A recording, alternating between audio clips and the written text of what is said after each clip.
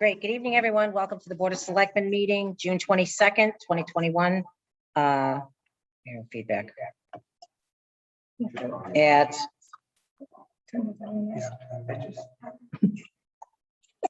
bear with us 1 second, please. Okay. Sorry. At 6:30, call the meeting to order at 6:31. First item on the agenda is public comment. Just for clarification, the meeting tonight is only being viewed live on YouTube. There is no participation through the virtual viewing. So public comment. Going once. Does that be related to your agenda? No. Oh, Come on up, have a seat. Oh. So Betsy, all you need to do is before you talk is hit the space bar, and Jay can make sure that you do it, and then mute and unmute. So just say name, address, and look forward to your comment. You're all set. Go ahead. Hi, Betsy Rosamond, 5 Strawberry Hill Road. I was just wondering if you could tell us if we're going to get painted crosswalks on Main Street and 85 South and North of Main Street. And I'm sure Mr. Burke will correct me if if I'm wrong. Yes, and there's supposed to be, there's some, what was approved by the working group, proposed by DPW, recommended to town meeting and signed off on by town meeting was higher end crosswalks as well. The texture is going to be different.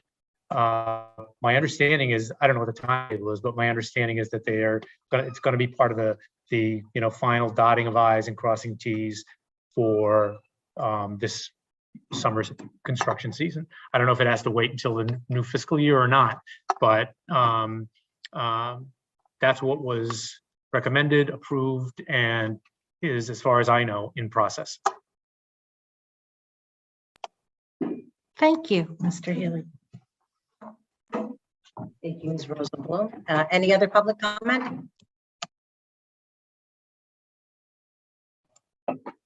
Chris, if you come up to the table here. I have it. Nope, and you're fine. And when you speak, just hit the space bar, if you don't mind, Jay. He'll help you out with that. And just say your name and address for the record. And thank you. A little wet out there. Well, good evening on this wet night. Well, I'm here as just a resident, even though I'm on the EDC, and this just will take about 2 minutes. 2 words to keep in mind tonight as we discuss areas around the EDC situation. 2 words: remarkable and legacy. And this is, I've got just about 2 sentences here, but I'm going to introduce a little humor to make a point. And it is 12 years ago, I was diagnosed with terminal cancer. It was very serious. I was in stage 4, and I went through 6 months of heavy duty radiation, chemo, and I couldn't eat because the radiation shut down my ability to eat. And I was on a liquid diet, and I guess if you could say the best thing that happened, I lost 40 pounds. I don't recommend to anybody going that route, but it works. And my wife and I went into the final meeting where they did a battery of tests, blood tests, and the x-ray test, which was from here up, covering my brain, my head, to see if there was any residual effects. And we were obviously nervous as could be. And he said, "I'm happy to tell you, Chris, that we found nothing remarkable." My wife jumps in and she says, "Heck, I could have told you that." I look at my wife and I said, "Where's the support?" And she's an engineer type, and I've never heard her sense of humor. And I keep asking her, "Did you really mean that?" But the point I'm making is, not the point. But what I found interesting, the doctor used the word remarkable. And they used the word remarkable in lieu of saying something terribly negative, like you have cancer cells still in you and it looks terminal. And instead, he was prepared to say, you have something remarkable that we have to treat. And I'm saying we're at a pivotal point in reference to the downtown in our history. We have been working on this project for years now. And we're at a pivotal point to make what I would say and hope, and those of you who are listening, and in the back of the room, is this a most remarkable hour? And is this going to be about a legacy we've decided to make for this town? We can no longer delay, stop, or without working out details, if we put our full effort into it, to enable this to happen.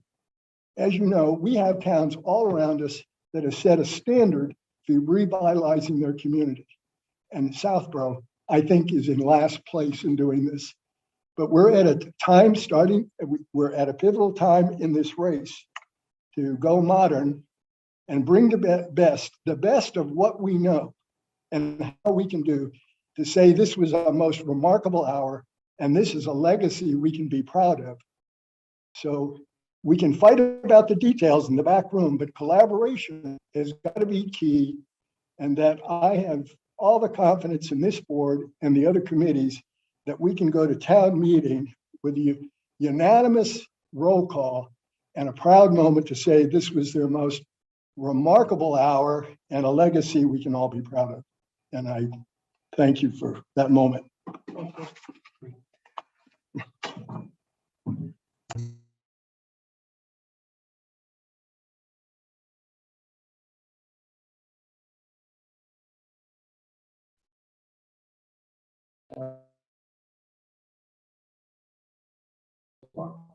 Yes, Paul, just press the space bar and name and address. Okay, Paul Sabino, 3 Austin Kelly Lane. I'll start with a question, and depending on the answer, I may have a comment, which is you have an item on your agenda much further down to discuss the appointment of town special and labor counsel. And my question is, at that time, will there be an opportunity for the public to speak about that particular agenda item or not? I don't know if you have an intention one way or another in that regard. So I think process-wise, Paul, this might be a good opportunity for you to take before we actually get into deliberation and discussion from the board. Okay, in that case, then I'll just be very brief and say that I have attended, by the way, these are my personal opinions, not sitting here as the moderator. I attended both sessions where council were here for interviews, observed all of them. I have mentioned before that I take the board at its word and seriously when they initiated this process with the view to see what else might be out there in terms of council coverage for us, et cetera, as a town. It occurs to me, again, my personal opinion, that absent a sort of a compelling difference between current council and one of the others, it seems a little bit incongruous to make a change absent something compelling like that. And my personal opinion was again, it's not up to me, but I didn't see that. I didn't hear it. And I would assume then if a change is made, there would be some good substantive reasons articulated for that. So that's the comment I would make about the process and your deliberations later. I know you're recused, Andrew, but thank you for nodding. That's it. Appreciate the time. All right, Paul, thank you very much for the comments. Much appreciated. Any other public comment? Okay, that being said, number 3, A, Brian Ballantyne and Carla McCullough contract award for town auditor effective July 1st, 2021. I give you the computer.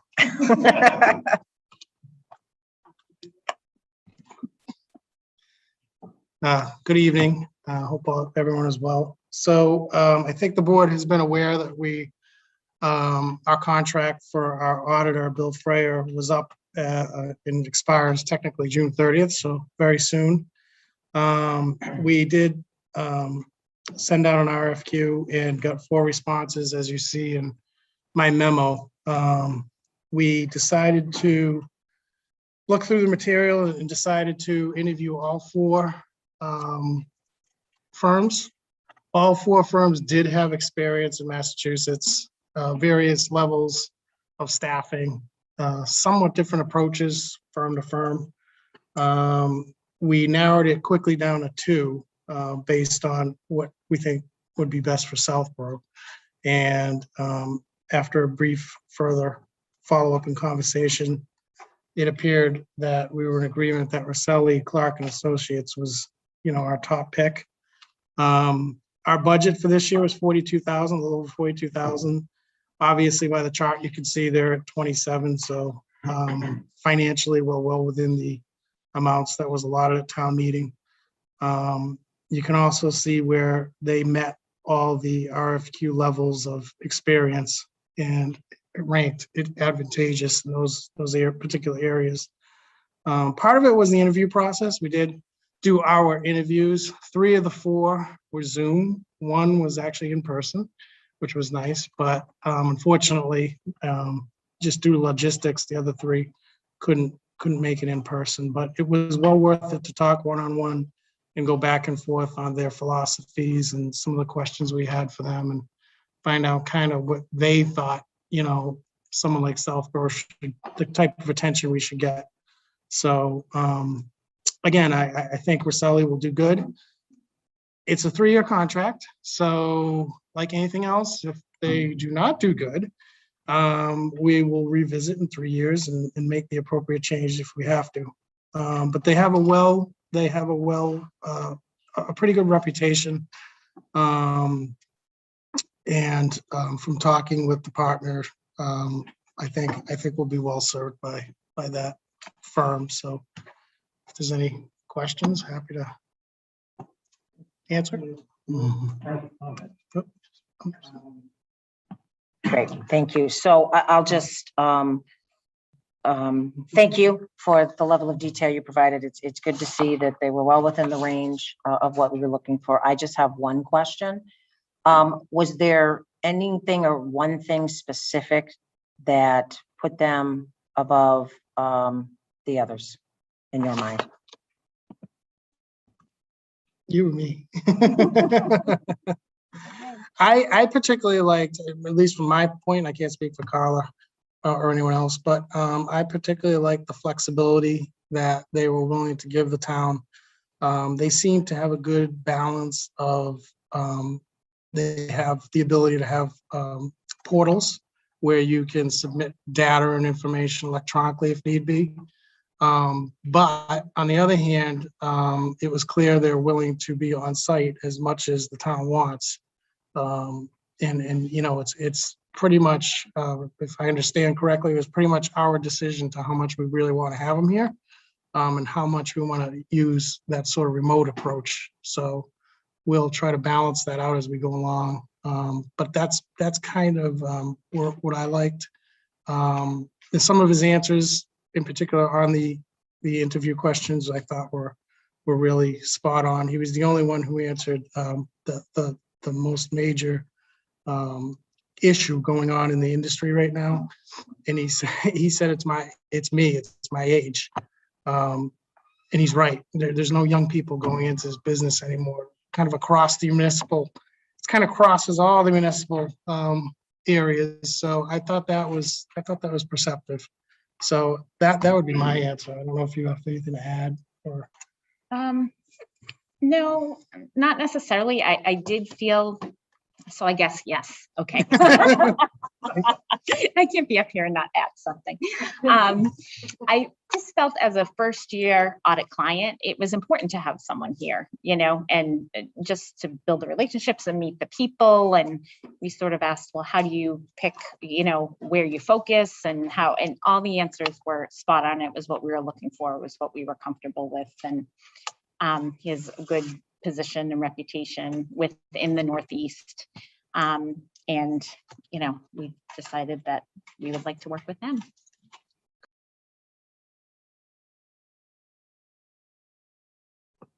We'll just go down the line. So Ms. Malinowski, if you have anything, Yeah. question, comment? Do you have a sense of when our first opportunity will be to meet them? As far as the board goes, the Yes. board meeting them. I'm sure they would be flexible with that. I don't think we specifically asked that. We were more concentrated on the presentation to the boards and how they did it in other towns and everything.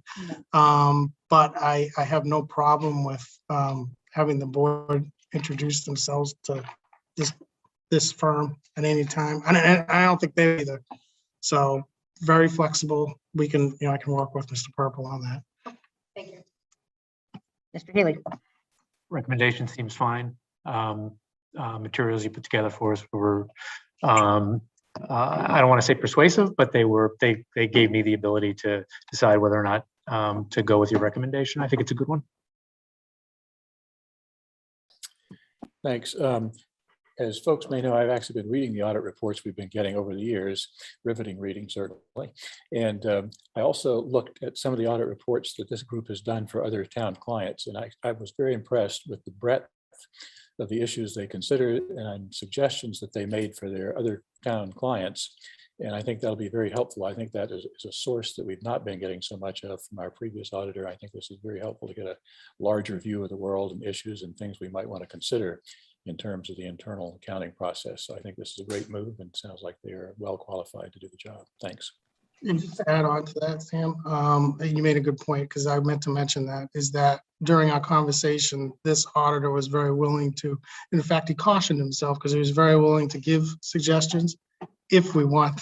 He realizes there's a line of, giving suggestions and maybe overstepping his, what he feels comfortable with. But I like the idea of getting suggestions too, if certainly with that experience, I'd take them. Great. Thank you, Brian. Andrew? I'm comfortable with the recommendation that you've made, and I don't have any questions that haven't already been asked. Thank you. All right. Do we have a motion to award the contract for town auditor effective July 1st, 2021 to Roselli, Clark and Associates? So moved. Do we have a second? Second. All right. Show of hands vote, I guess. All in favor? Goes up. All opposed? Great, thank you. And thank you both for coming and all the hard work that you did. Much appreciated. All right, Lisa, is that the first time we've cast a vote like that in 16 months? it is. I had to think about how I wanted to say, show of hands and yeah, so It's all good. it did.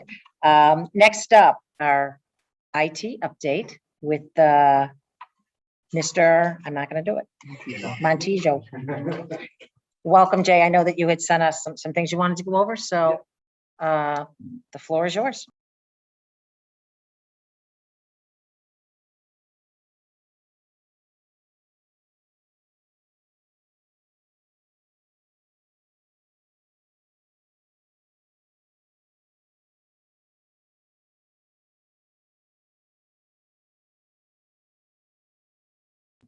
So good evening. Thank you, Madam Chair and members of the board.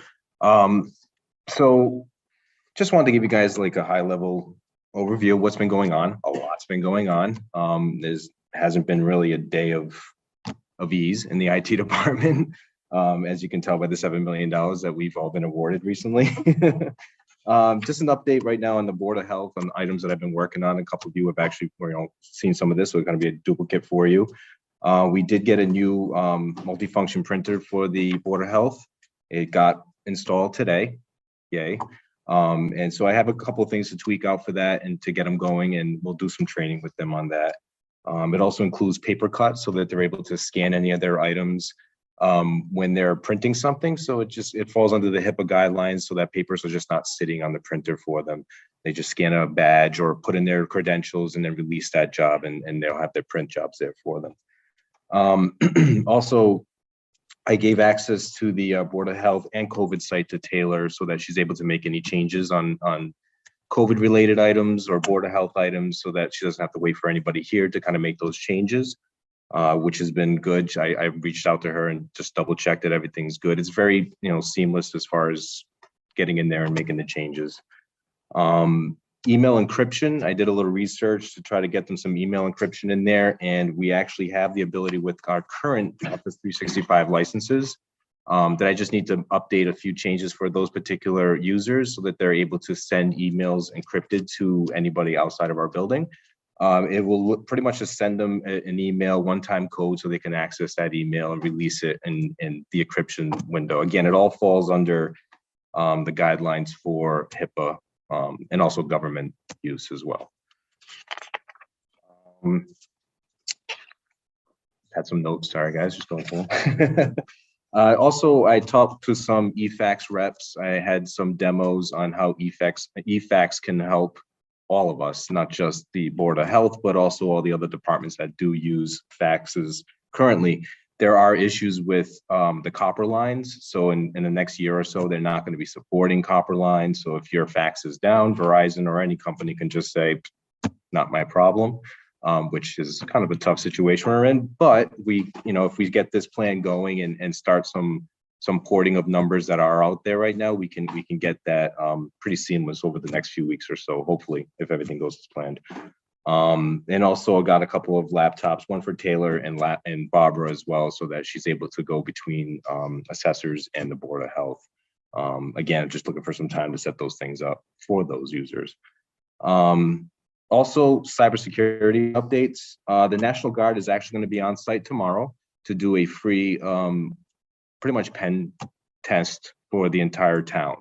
Not only will they be here, they're going to set up a laptop, do some penetration tests overnight, see how those results come out. They told me, I was just on the phone with them a little while ago, they were telling me that they're going to start something with non-passwords and then get passwords later on to see how, the differences in the report, so we can see where our weaknesses are.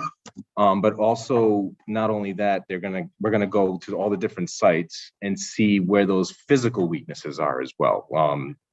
Public safety, DPW, Court of the Hall, just see where people can get in easily, access areas where switches are, routers are, anything that of equipment of substance that they should not have access to. Because the ability is there for anybody to just walk in, plug into something and take something. So that's one way of eliminating that is just getting a report on how that's gonna, how we can prevent that stuff in the future. Hopefully there's not too much. On top of cybersecurity, I have just signed up for Duo two-factor authentication for all the town employees. I'm going to be rolling that out over the next few weeks or so. I have a kickoff meeting at some point this week. The people over at Xerox actually have multiple windows of opportunity for different silos in the sense of applications for either two-factor authentication or doing scans and audits and stuff like that. So I was able to leverage some of this off of Xerox, who demoed a lot of that application for me. With the it's called Duo is the application that's out there, and I'm going to integrate that with currently remote VPN, so that when our town employees are VPNing in, they would have dual authentication with that. Also with Office 365. And for logging onto your laptops, desktops within the town. At some point, I'm going to make your lives miserable and enable two-factor authentication for Office 365. I'll roll it out in slow forms and just get some people to test it out. But the ability is there with Office 365, which makes it great. It's a free add-on with Office 365 in our licenses. Just hasn't been leveraged yet, so we're going to put that in there for you guys.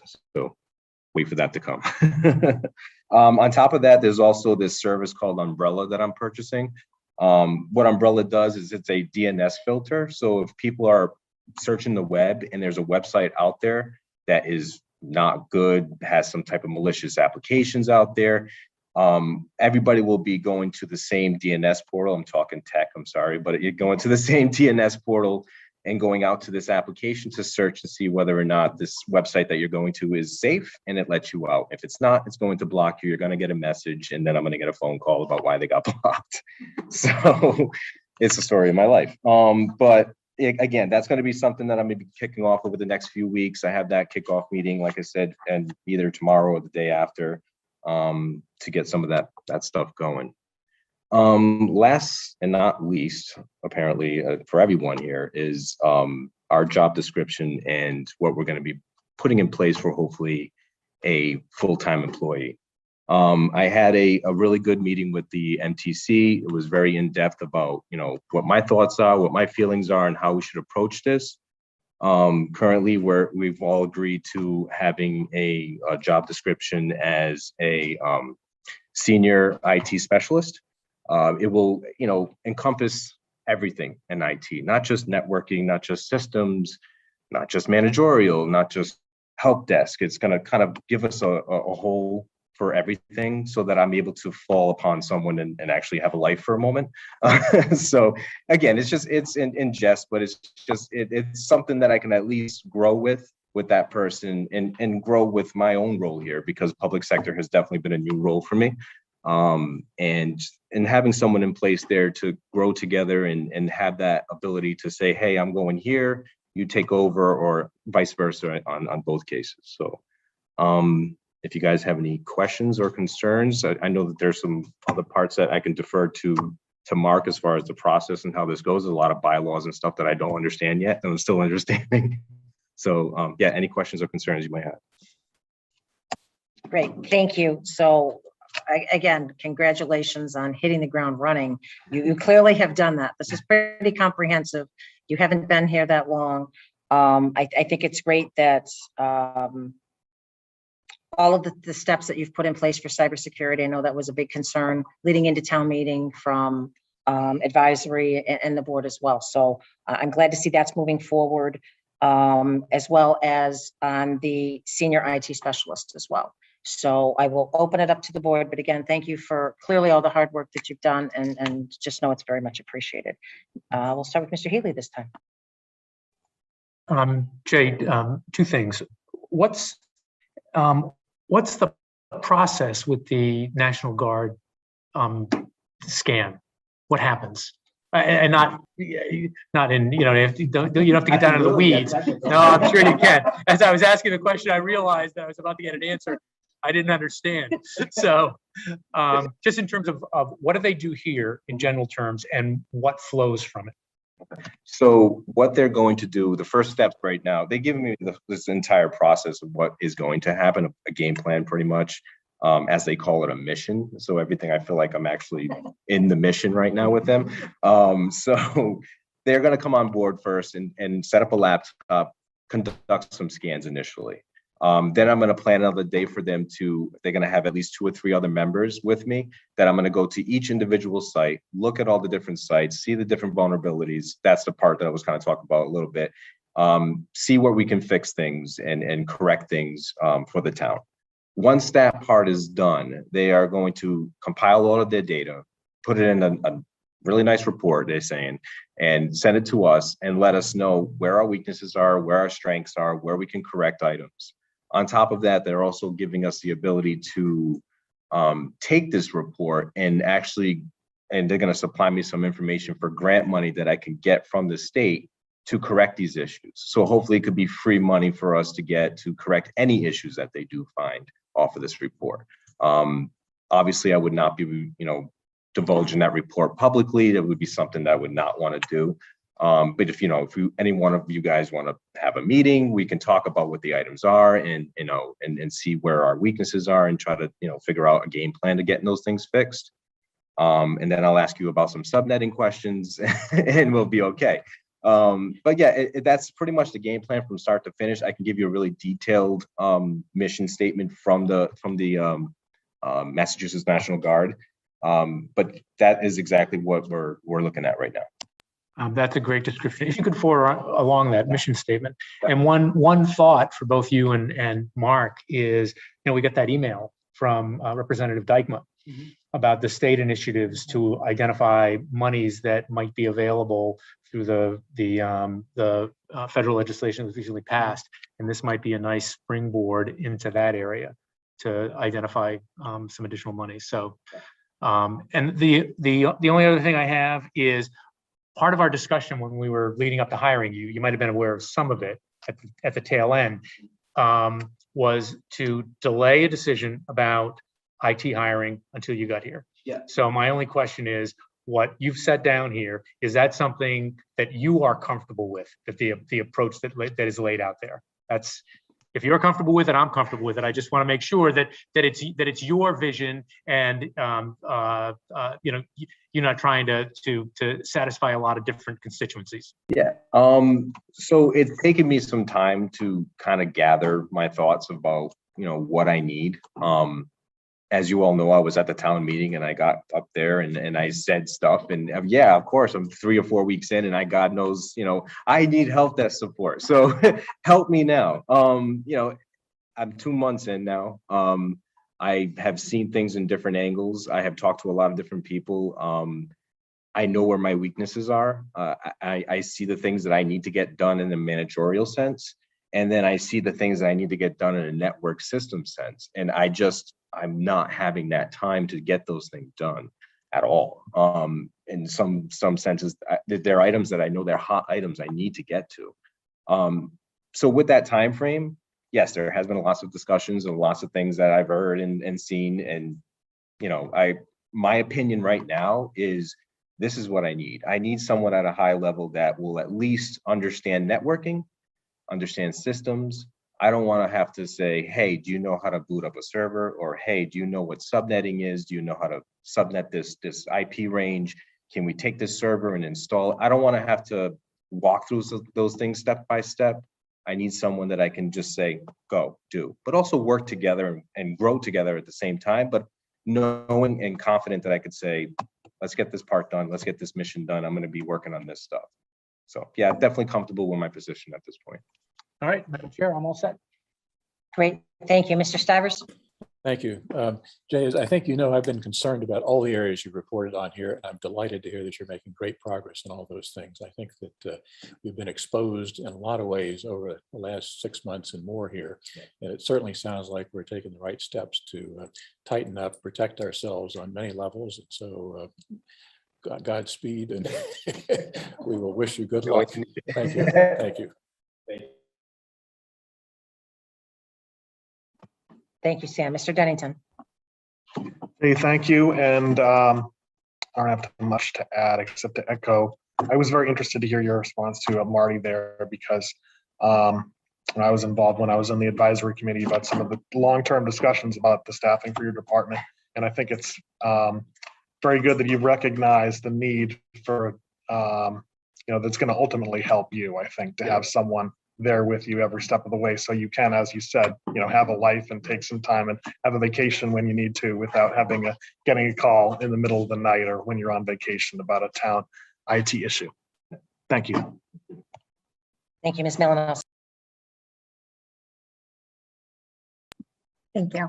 And I've had the opportunity to talk to Jay on the Board of Health side as well. So I just want to thank you again for all of the quick attention you've provided to that department, and kind of easing some of the concerns in the immediate need. I do have 2 questions, and I'm not sure that it's for you, Jay, but I know we have Mr. Purple here and Ms. Rosenblum. This senior IT specialist, is that defined in some way right now in the SAP, or is that something that we would be looking to add for fall town meeting? Okay, good. Sorry. The head shake wasn't sufficient. Oh, I didn't know if you had. No, I'm sorry. No, I'll elaborate. I'm sorry. So I have had some preliminary discussions with Ms. Rosenblum, who's in the back of the room. I think it's important to get Jay and get him some help and get this position filled. Mm-hmm. He said, he's hit the ground running. I'm not sure he's hit the ground, right? And so I think it's important to get the position. So I think that, I'm going to begin the conversation tomorrow with Personnel Board, just to try to set a path forward so that we can talk about a way to maybe, hire the position under an existing position, and then to work towards establishing, the senior IT specialist job description and work with personnel board to establish it, to grade it, and then at whether it be the fall meeting or the spring meeting, we can then put that in place and then transition the person simply from that one piece into the position that it should be. Trustee before, if you don't mind. Ms. Rosenblum, do you have anything to add to what Mr. Purple said out of respect to you being the chair of personnel? I can always say something. Well, would you mind?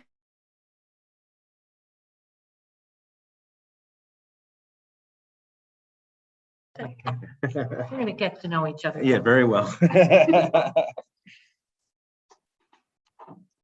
Hugging now? I don't know. We're gonna find out tonight, though. You're good to go.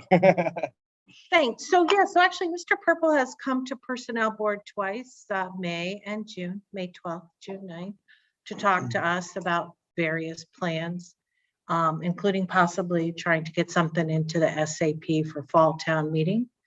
And we embrace that, and we're ready to go and try to help you get what you need. We haven't taken any position on what the position should be. Maybe someone on my board will. It hasn't been presented to us on the merits. I see the job of the board as helping the departments and Mr. Purple and you all get where you need to go within the SAP. And if you need something that's not there, we'll help you get there. So I had floated with Mark, I think at the volunteer brunch.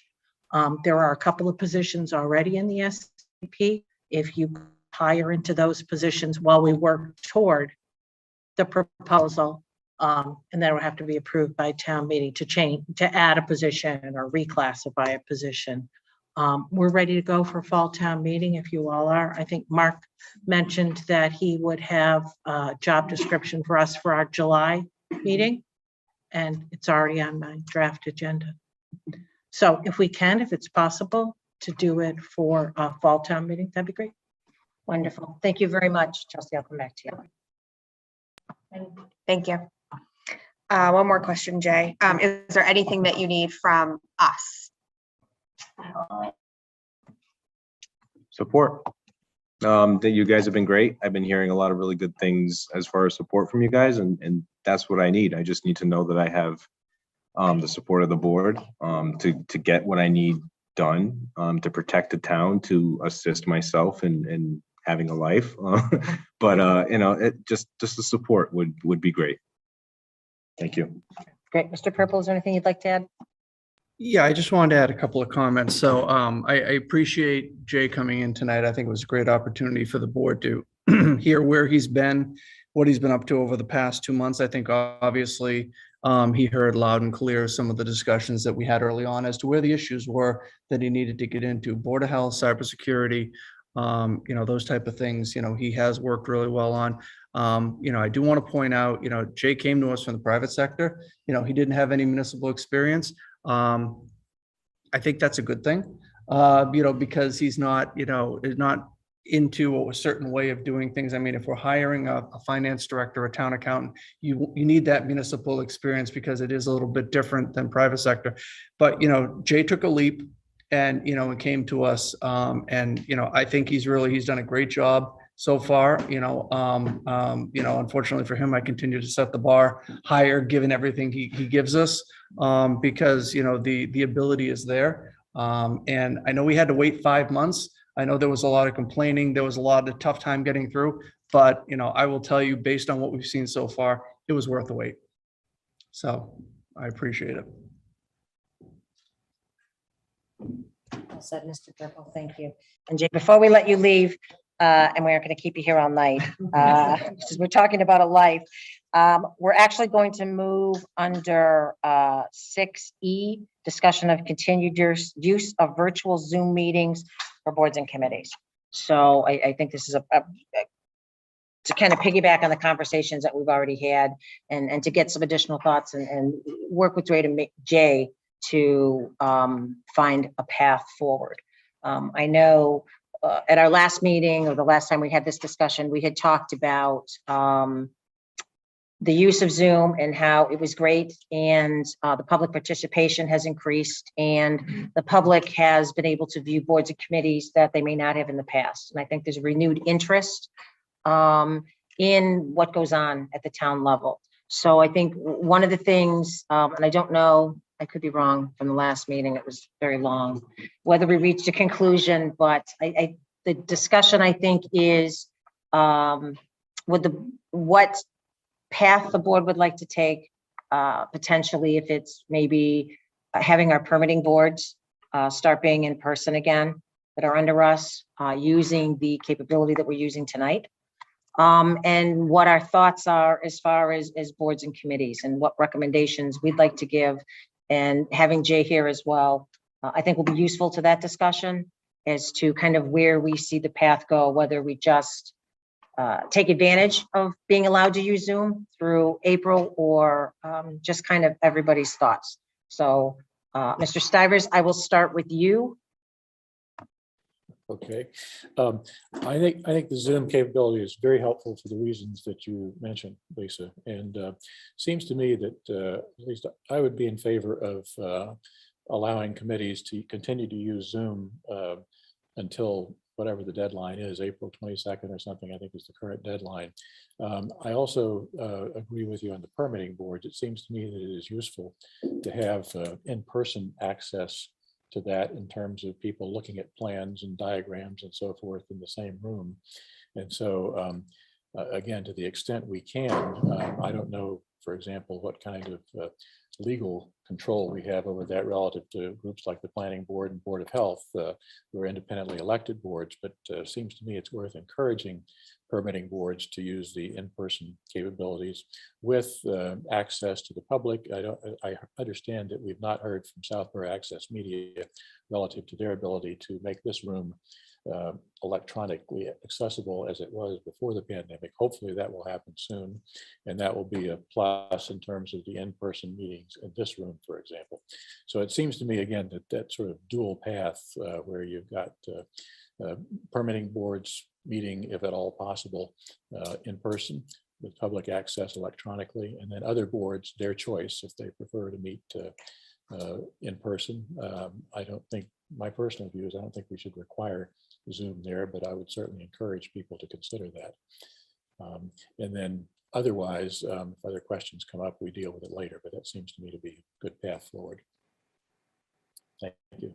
Great, thank you. I'm just gonna, before Mr. Dennington, before I go to you, Mr. Purple has spoken to Sam, Cable Access, not Mr. Stivers, Sam. So if you'd like to update. Yeah, all capital letters, Sam, sorry. So I had an email conversation back and forth with Terry at the studio today. It appears that the piece of equipment that resides in the cabinet over there has, from what I understand, died a natural death. And so they need to determine, replacement. I think the SAM board is meeting this week to talk about what they want to do. The message that I relayed was kind of similar, Sam, to what you said. In that, we're looking for the level of coverage that Sam was giving us pre-pandemic, and with the understanding that some of these boards and committees that never were being covered by them have now actually enjoyed, having, these records of their meetings and everything, and they're likely going to continue virtual. I have asked that we meet again on July 13th, and my sincere hope is that either the system is fixed or they have a workaround, because while the Zoom has been good as a bridge, it doesn't really work, I think, as a permanent solution, although we're getting better at it. But it's still a little bit clunky. It still interrupts the flow of the meeting. So hopefully, we've got something, back to pre-pandemic levels in the next couple of weeks, at least for our meetings. Thank you, Mr. Dennington. I know that for this board, I like meeting in person, and I hope that we can get Southborough Access Media up and running like it was before. So that would eliminate the need to have these computers, right? Okay. And I agree with what I think is the suggestion here, that for the boards that were covered by SAM before, to have them covered by SAM. But I think it would be very helpful for other committees, particularly some of the committees that sometimes meet, like 8 o'clock in the morning or 9 o'clock in the morning, to have those boards and committees meet by Zoom because, allows you to participate if you're in Boston or if you're in an office somewhere. Great, thank you, Mr. Jensen. Ms. Malinowski. So I actually would prefer the Zoom environment, but not in the current setup. So, and the reason why I say that is if you're on SAM, there's no ability for the public to participate remotely. And I think there is an advantage to that.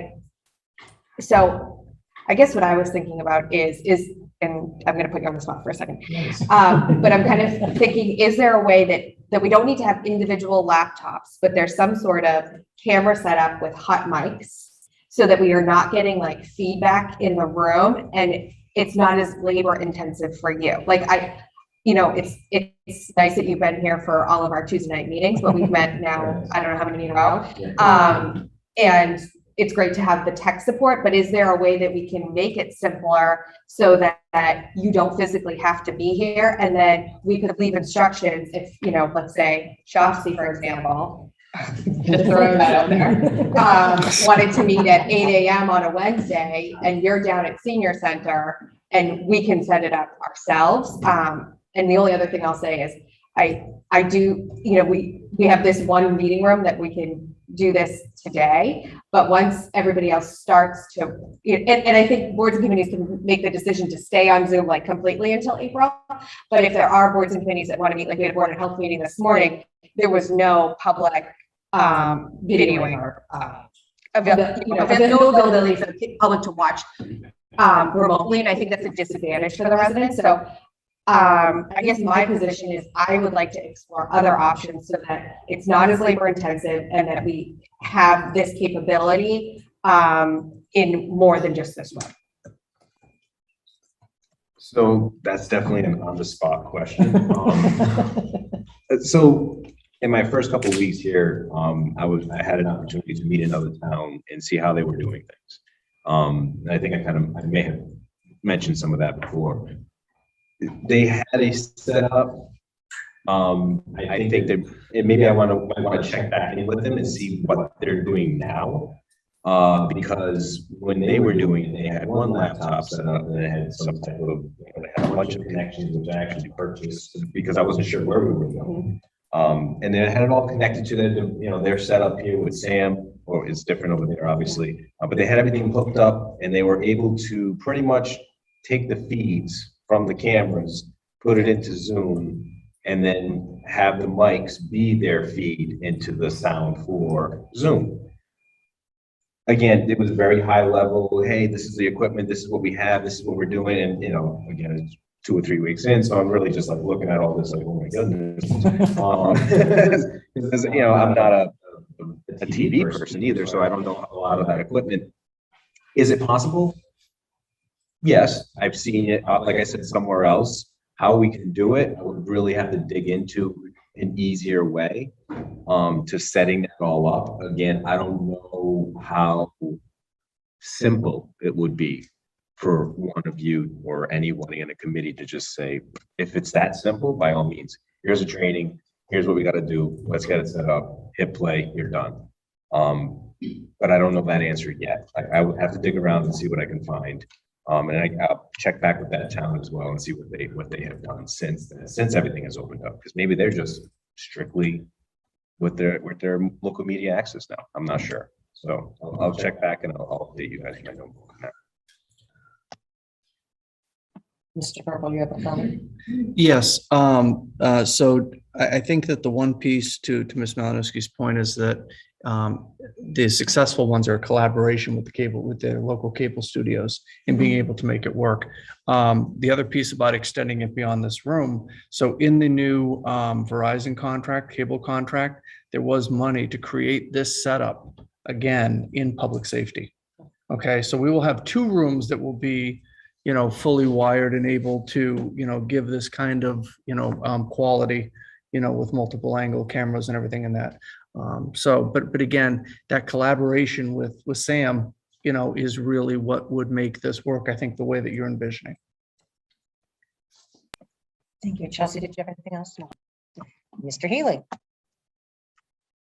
Following up on Ms. Malinowski, I mean, she was talking about, I think, a situation where, independent of Sam, there'd be sort of a Zoom environment in here. For us, in other words, we'd be zoomed out there into cyber. And that may be, you know, with a big screen over there, and it may be an option. And I suspect that there are companies out there that are trying to develop technology that not just for public entities, but for private entities to make that sort of capability. But how about something sort of a lighter version, if you will, of that, where we're in a normal environment, we're being, you know, televised by Southborough Access Media, and so that creates the visual record that people can tap into if they're not able to be at the meeting or watch the meeting. But whether it's a member of the board who's not able to be present, or someone, member of the public who's not able to be present, where they're able to be zoomed into the meeting without the entire environment being zoomed. It strikes me that that's sort of, again, Zoom Lite, if you will, is probably the preference. Others might have a much different comfort level with the idea of handling that sort of technology, you know, by themselves. But I don't. But being able to, I mean, it just strikes me as a big deal that if less so, I mean, if one of us isn't available, there's a process where we can call in and the like. It'd be nice to be on screen, and I think it makes it easier to converse and collaborate. But particularly for the public, if they're not able to be here, either because they're away or because of personal circumstances, it's a big advantage if we can make that available. So again, I'm not looking for an answer right now, but it just strikes me that is the most important part of it, to let the public who's not able to be here have access to the meetings. And then the only other thing I'll say is that it's kind of follows or is consistent with that. And I don't know if we want to think about it from a policy standpoint, but it has been nice from, you know, we have I don't know how many different boards and committees we have that I don't want to say report to us, but that we appoint, that are, you know, implementing either town policy that we had a primary role in putting together, or again, a secondary role that we appointed that board. It's nice to know what's going on with those boards and committees. Yeah. It really is. And the minutes of those meetings are not the same sort of window into what's going on as a visual record. And you can sort of see, if you track on the YouTube, you can see the number of, I mean, it is sort of interesting. You can tell when something on an agenda was interesting because the number of views skyrocket. And you know, we're always exploring ways. How do we get more people at town meeting? How do we get more people to volunteer? How do we? Well, one of the ways we do that is to make government more accessible. And whether or not we actually consider a policy that whether it's meeting in public safety, meeting here, but a committee meeting entirely by Zoom, for the most part, that's for the convenience of the committee. And I don't think that should be our most important consideration. In-person meetings, I think, are really important for government to do its business. I mean, we survived the last 16 months, but I think it's really important for us to be here, and not just to be seen by Zoom, and not just for the Board of Selectmen, every committee. And so to the extent we can encourage them to either do your meetings by Zoom in the current environment, or meet here, we're not quite at public safety yet, where there can be a recording of it through this process. Because I'd like us not to get away from that. I'd like us not to get away from the fact that we are creating a visual record for people to actually know what's going on in their government. I think that's a really big deal. And I would encourage boards and committees out there, to the extent you can, either meet by Zoom, so there's a visual record, or find a way to meet where there can be a visual record created in the townhouse. It's not going to be perfect. We're not going to be able to get everybody. But again, I just think, you know, it's important for the residents of Southborough, if they choose to be able to go on YouTube and see what the heck's going on with the Board of Selectmen, with any other board in the town. So I guess that's my piece. Again, not looking for an answer, just I think that's really important for us to try to encourage. So I agree, Marty, and my takeaway on that as well is, were you offering to create a policy? I thought I heard that. I just wanted to double check before we move on. I'm happy to take a dive, sure. I like sitting in this chair. So I think we're all on the same page with that. I think it's I completely agree. It's important for the public. And I think the public participation has increased. I mean, I myself have been able to watch meetings I may not have been able to attend. So I think it's important for this board, and I think it's important for the public as well. So we can certainly send out a note based on the comments tonight, Mr. Purple, to our boards and committees, letting them know that, you know, what our hope is. And I think, Jay, if you wouldn't mind adding another thing on your plate and exploring, you know, possibilities of expanding the use here. And another thing I think we need to consider as well is during COVID, during those Zoom meetings, we had staff kind of manning, opening the meetings and being available for the meetings. I think we should consider some form of training for the boards and committees as well. So whether it's you know, yeah. That was going to be my next comment, was just to make sure that we can at least have, you know, an ambassador for each one of these committees take over, because again, you all know there's so much on my plate that it was the same for Tom, and I feel bad for him because he was really in the middle of all of it. But having that ambassador for each committee, you know, take over that responsibility and creating the meeting and, you know, starting the meeting, recording the meeting, YouTubing the meeting, until we can figure out another process that can merge with Sam. It would be a great help and relief off of my plate, just to make sure that we have that ability. And I'm more than willing. You know, Tim Davis is obviously, he's had a really big dive in this himself, and he's got some nice set of instructions on how to do some of the things. And if we can work on that, tweak that out, and get that to some like ambassadors to each committee to work that would be great as well.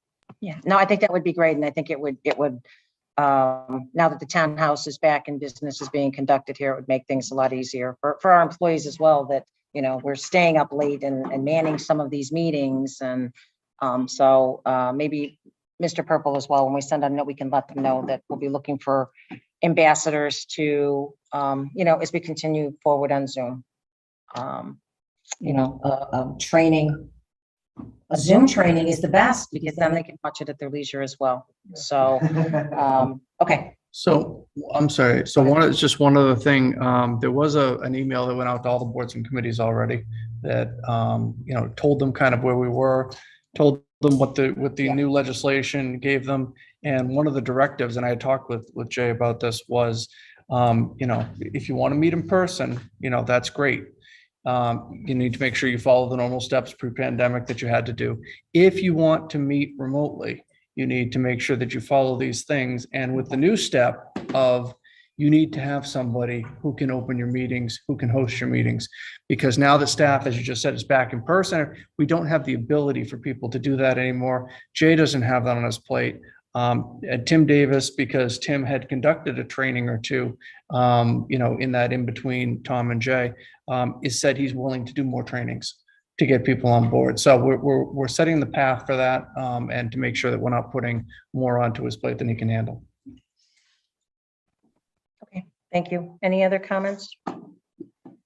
Great. We're staying.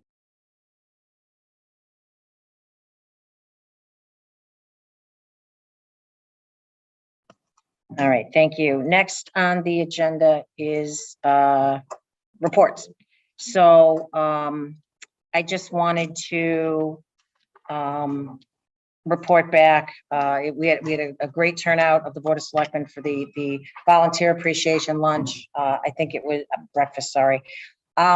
It was a great turnout overall. There were over 40 people there. It was a great opportunity for the board to be able to talk to everybody. And I think the best part of what came out of it for me was seeing the different boards and committees networking with each other, you know, finding a common ground that as we move forward, you know, collaboration is always a great thing. And they found interests on the different committees that they can work together on things. So I thank all the volunteers, all that came, all that didn't come, hopefully next year they'll be able to attend.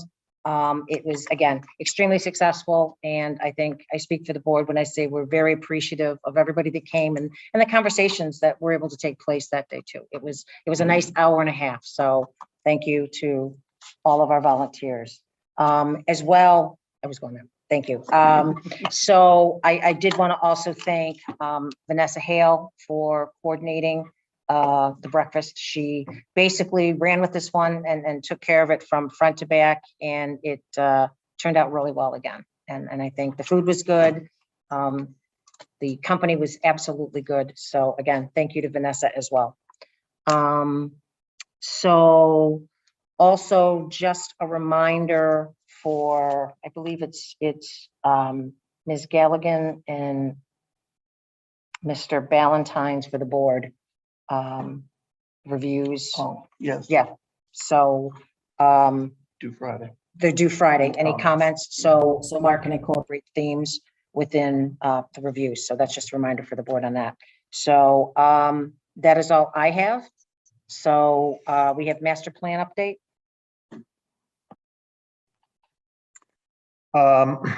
This item is actually really more something about the volunteer breakfast, because at the volunteer breakfast on Thursday, I was speaking with Bill Sines, who's on the master plan committee, and Sam was sitting next to me too.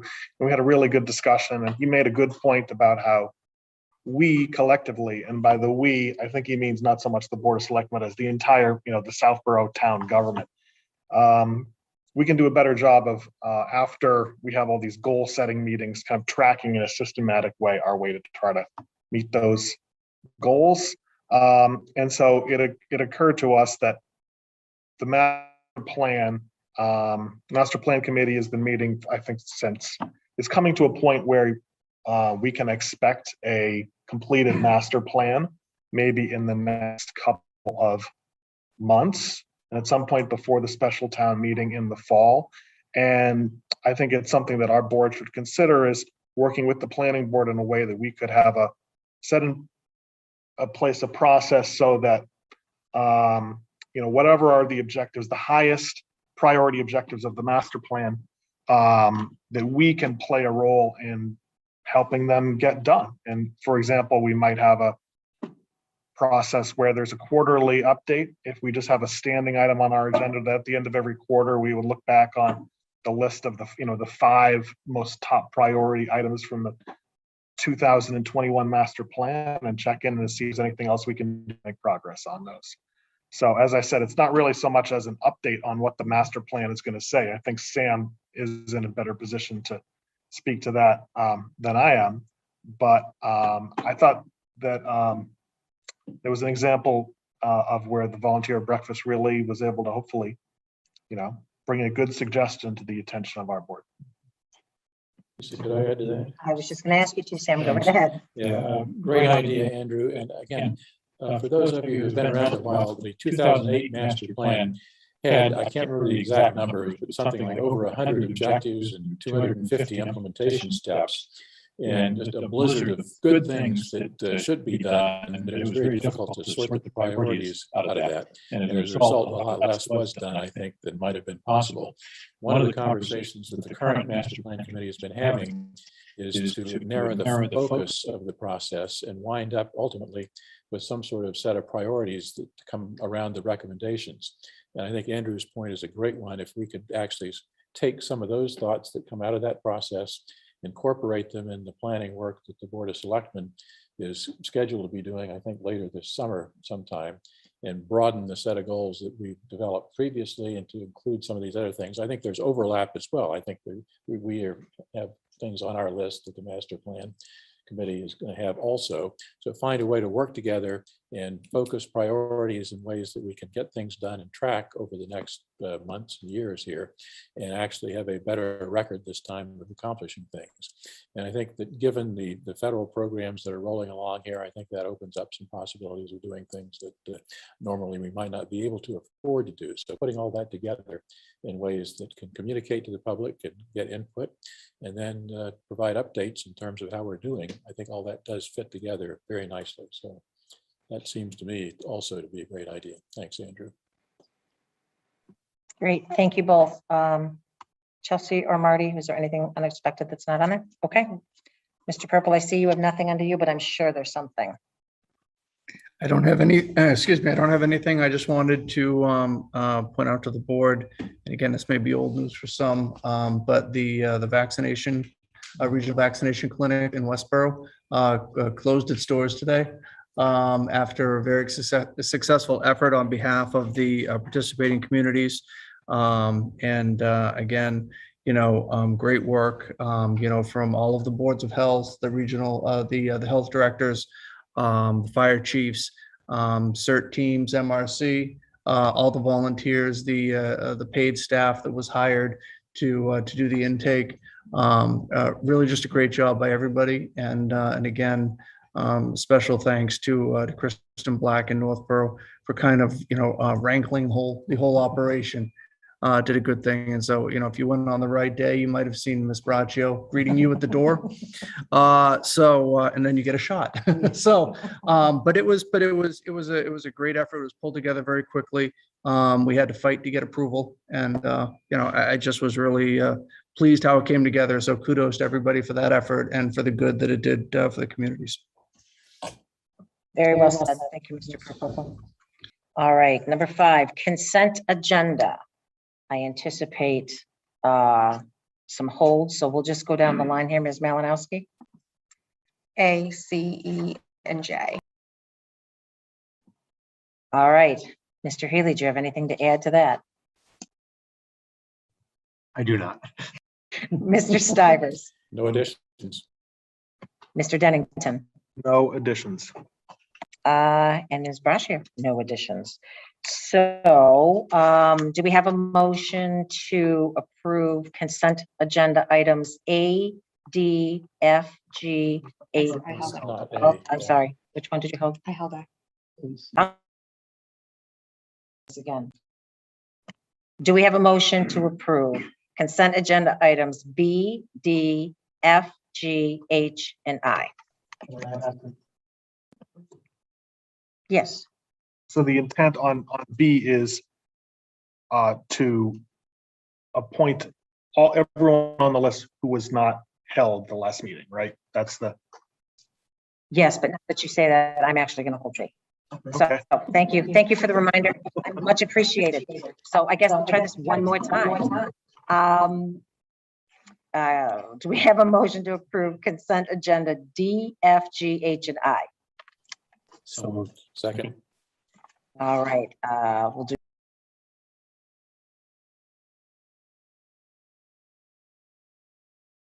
Ms. Malinowski. Okay. So A on June 8th minutes, row 34. I think that should say in town/government relations.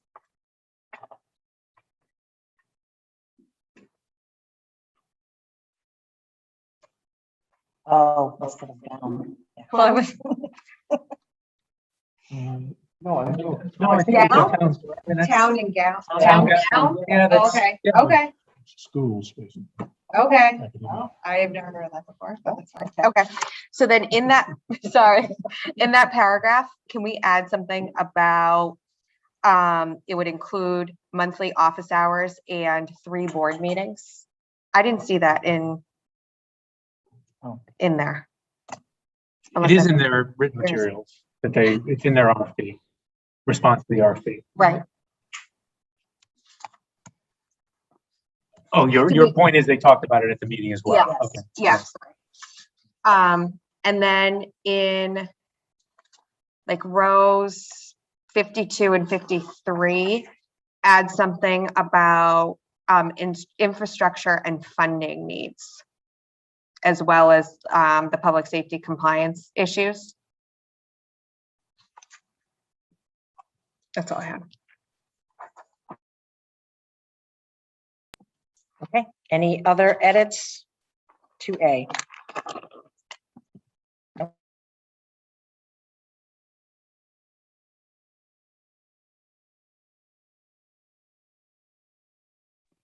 So moved. Second.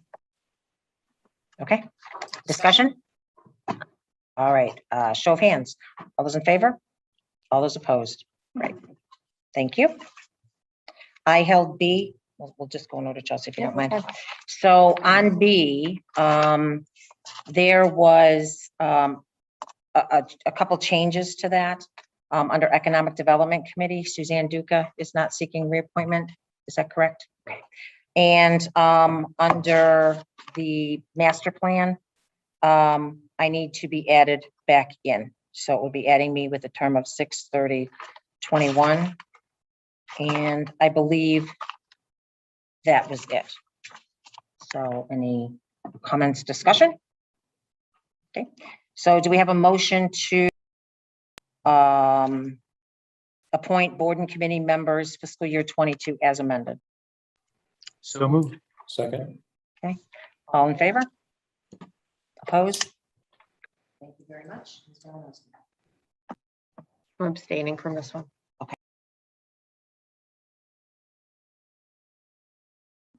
Item C, any further discussion? Okay. Do we have a motion to appoint capital planning committee members fiscal year 22? So moved. Second. All in favor? Opposed? Abstained? Abstain.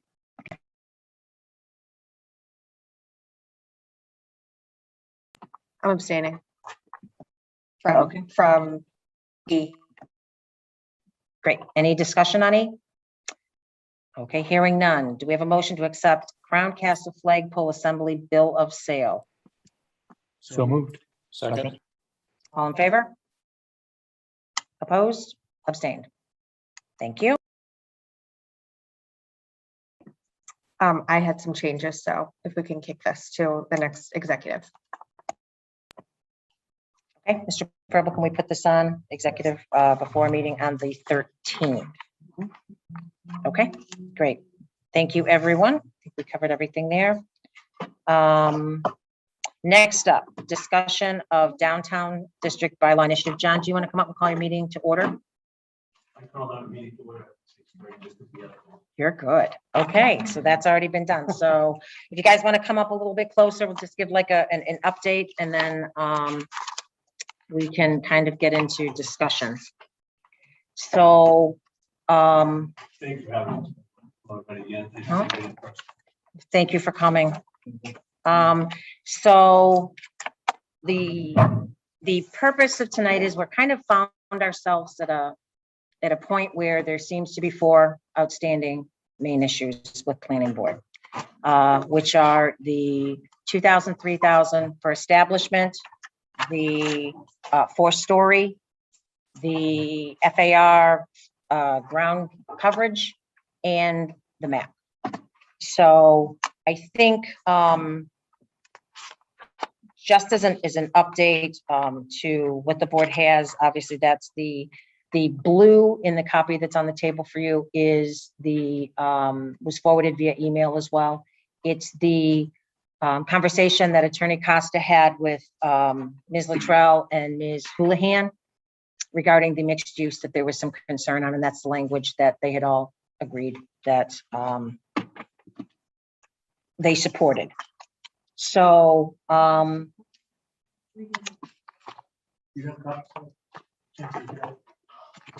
do.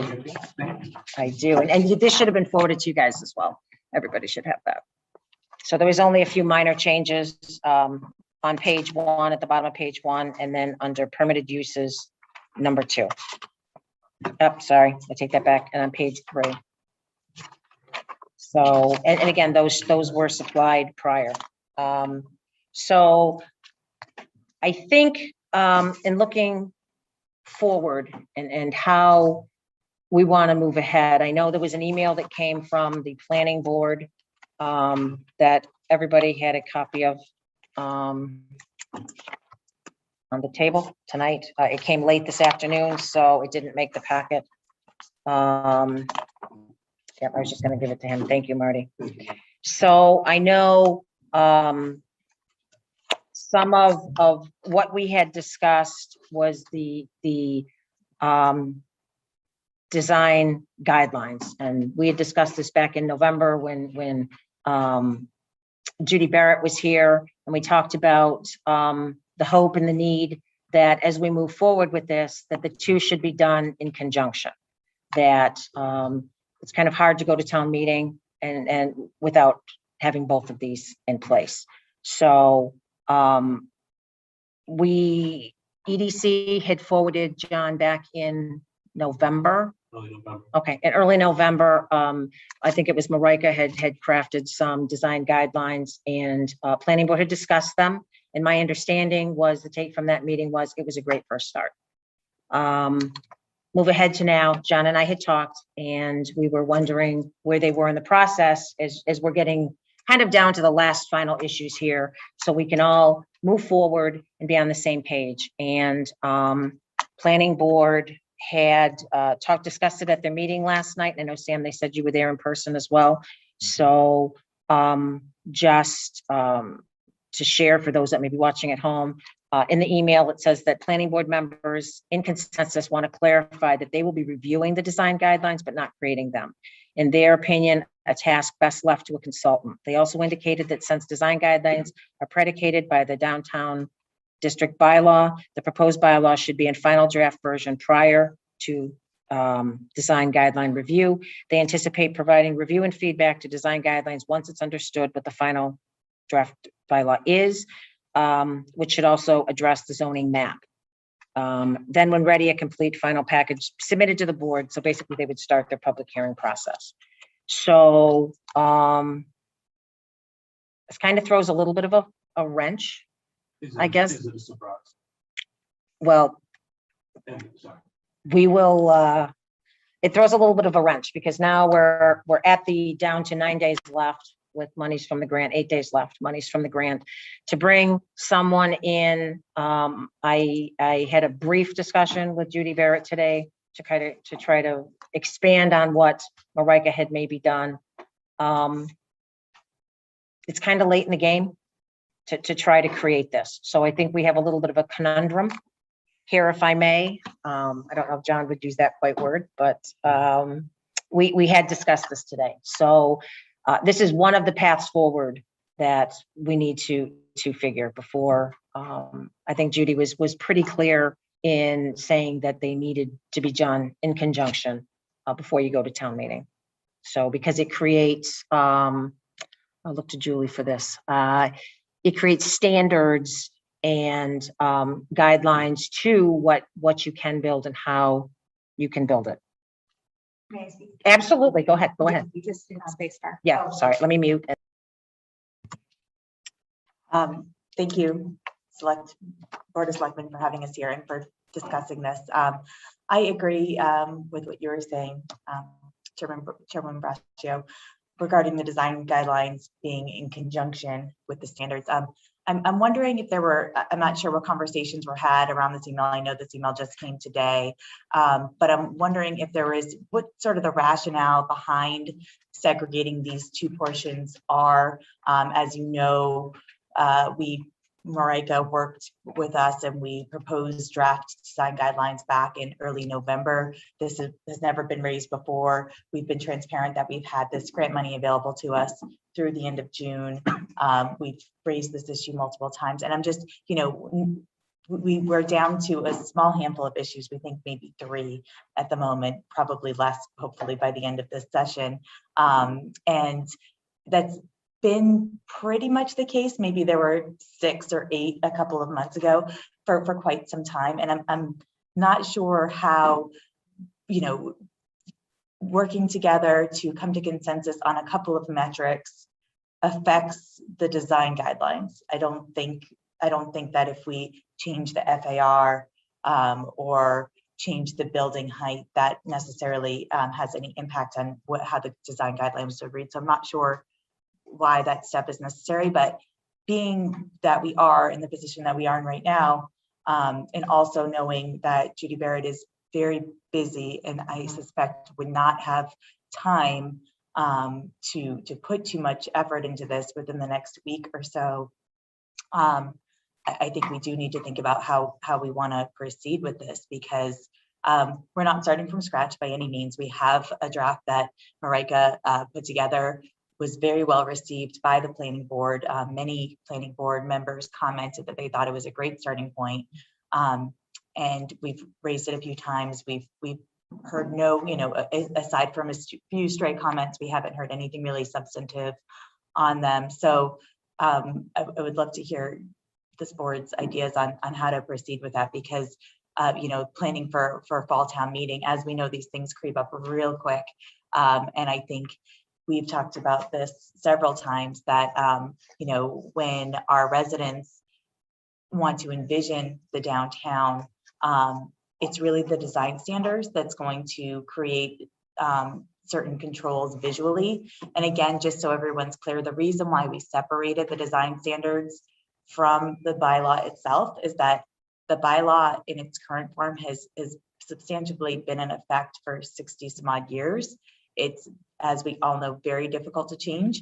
That's sort of by design. It shouldn't be, zoning shouldn't be changed all the time. However, we also know that designs and styles do change. And I think particularly in the climate we're in right now, with climate change, being in effect, new laws, new technologies, new materials that may come up to deal with that. I think we do want that flexibility in the design guidelines to be more easily changeable or flexible, which is why we thought it was appropriate to grant the planning board the authority to make those modifications as they see fit going forward, without having to go to a 2/3 vote at town meeting, because there's new building materials that create a better standard for what we're looking for, either style wise or conservation wise or otherwise. So, but I do think they are really critical. So if the planning board is not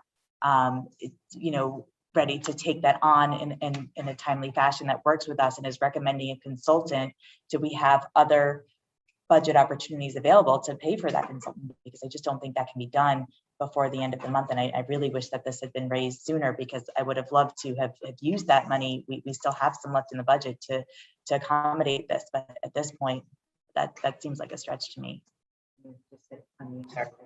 Thank you. We get feedback if we don't. So Judy and I spoke briefly, not about this issue, because this actually came in towards the end of the day. I think we received it close to 3 o'clock this afternoon. So I had already spoken to her briefly. I mean, I can certainly reach out to her tomorrow and see what her thoughts are as far as taking what Marika has already created and trying to expand on that. Or if she can't, maybe she can recommend somebody that she knows. That, again, I think we need to continue to move forward. I think that's the most important thing, John.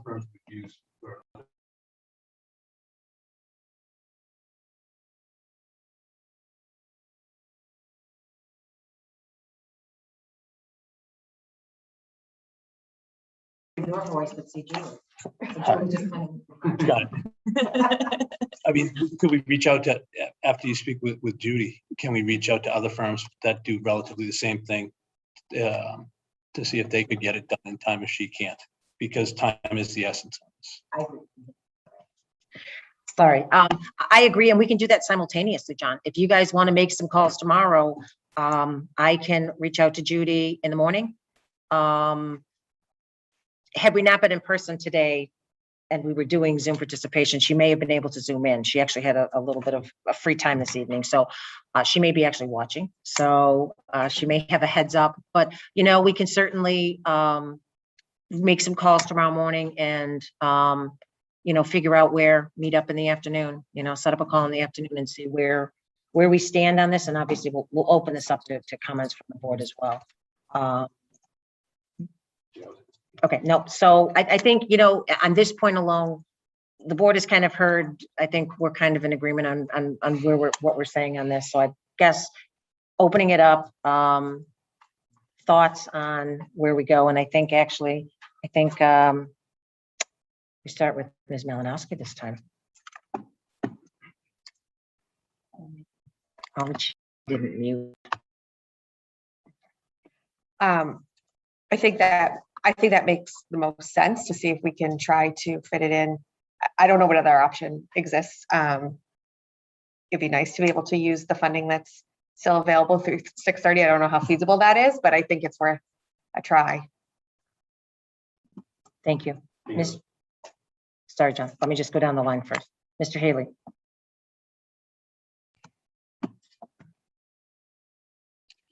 I think I'm going to hold comment. I am frustrated by where we find ourselves. And I didn't comment when Mr. Dennington and Mr. Stivers were talking about the master plan and the notion of kumbaya for, having goals that we all get together. You can go as far back as you go with master plans and planning documents in Southborough. Dealing with the issues in downtown is one of the top, if not the top issue. And so I am skeptical about your kumbaya moments because I don't hear the master plan committee and the various committees that make it up getting behind the support of this initiative. The master plan committee is a creature of the planning board. Again, I'm very skeptical about the timing of this and what it means. At some point there's good money after bad. And I'm not sure if we shouldn't be thinking about and talking about a completely different route than the one we followed so far. What are we on, June 22nd? And this is the email we received with something that could have been expressed 6-8 months ago and dealt with, I think, relatively easily in terms of the time frame. And we're getting it on, 9-8 days before the money's running out that could have been used for it. Again, I'm skeptical that the oars in the boat are all pulling in the same direction here. Thank you, Mr. Stivers. Quick comment on the master plan issue. I think master plan committee actually has downtown as one of the areas of focus, as a matter of fact. So I think that's going to be on the list. And at least if I have anything to say about it, high priority. No, that's putting it on the list is one thing, Sam.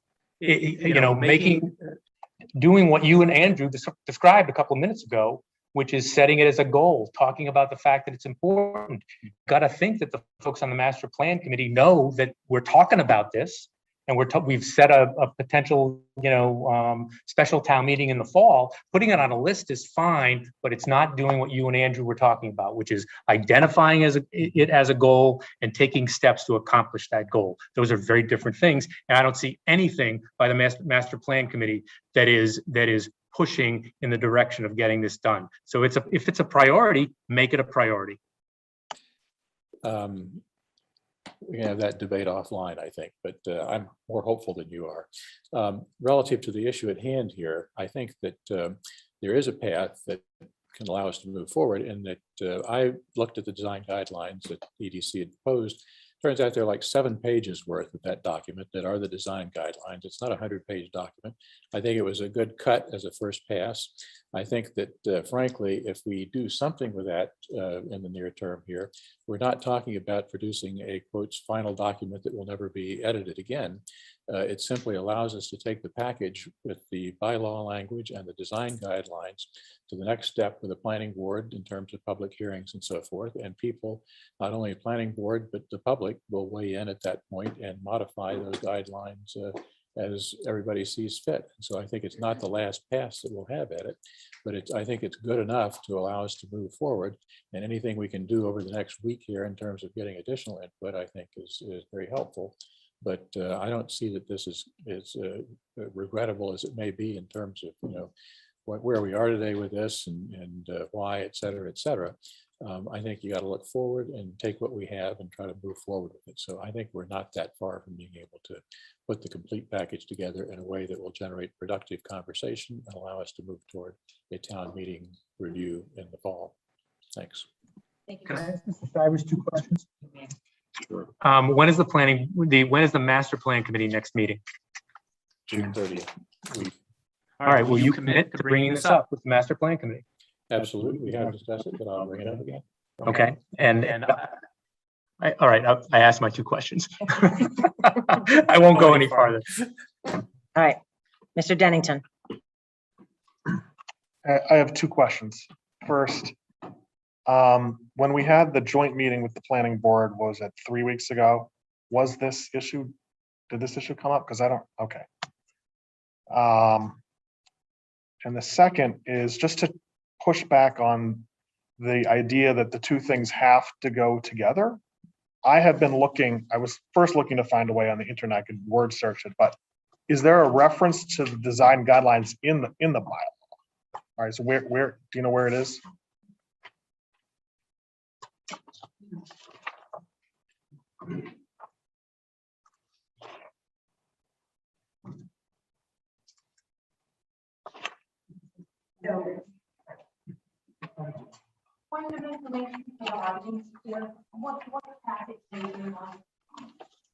I can answer that. Yeah, it wasn't in the packet. It's version 8, which is it's attached to a bunch of different. Yeah, a bunch of different packets. It's online as well. So in part 5, which is on page 5,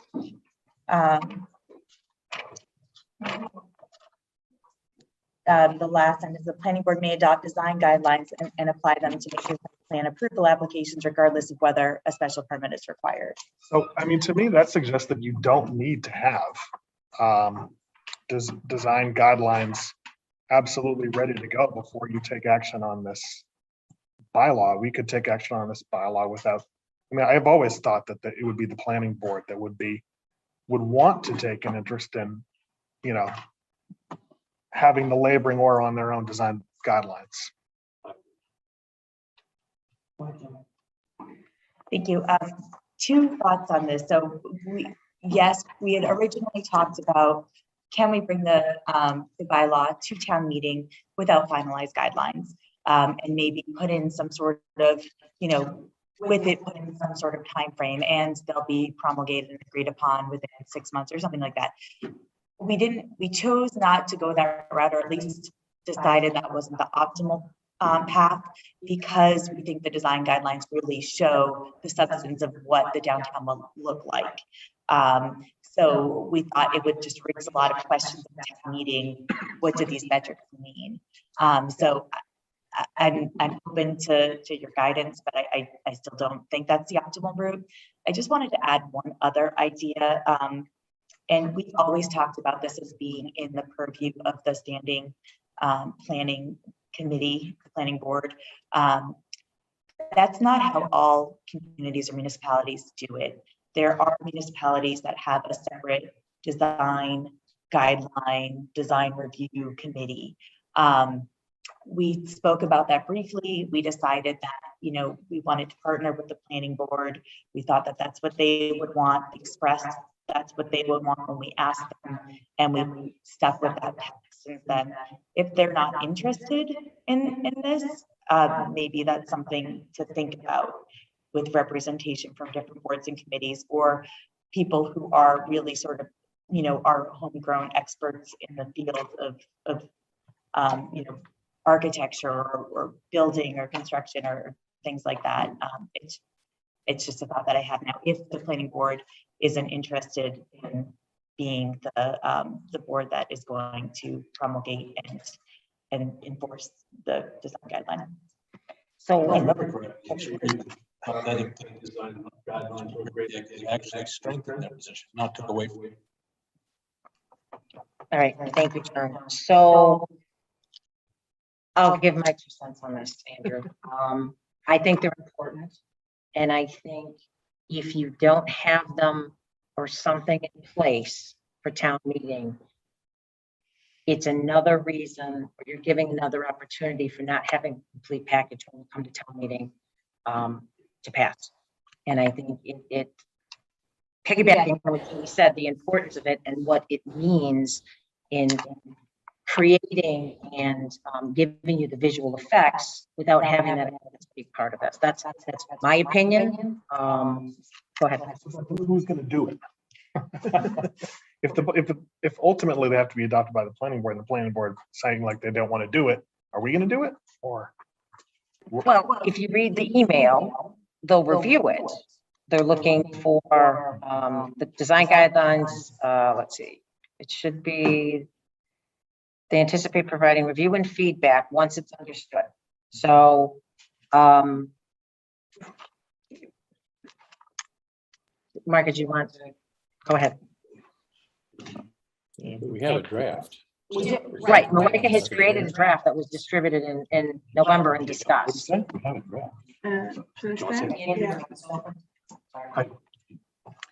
Sorry. Just, yeah, so the design guidelines were, I guess the draft design guidelines were given to the planning board. They actually told us at that time that they would review them. So I'm not sure if they don't have a date on there. I'm not sure when they plan to review them. The design guidelines that we are proposing are something extra that the Southborough currently doesn't have. And in the draft design guidelines, we basically list the whole historic, there was a study done by the Historic Society or Historic Commission. And we look at the historic, basically qualities of downtown and try to encourage that. So they're like subjective guidelines as opposed to the performance standards that are in the zoning bylaw. So yes, I would love to have them combined because it kind of gives people, I think, peace of mind that what we want to do in downtown is preserve the historic nature of downtown because that's its strength, and at the same time allows for some specific uses by right that we want to indicate to developers or investors that those are the kind of activities that we would want to have in downtown. I don't think it's absolutely impossible to go ahead with a zoning update to what we currently have and do the design guidelines in step 2, because like I said, it's an extra step that we currently don't have. So I mean, I think by passing the zoning bylaw, it would be a benefit for Southborough and the downtown. So that's all. Sorry. So just give me just 1 second.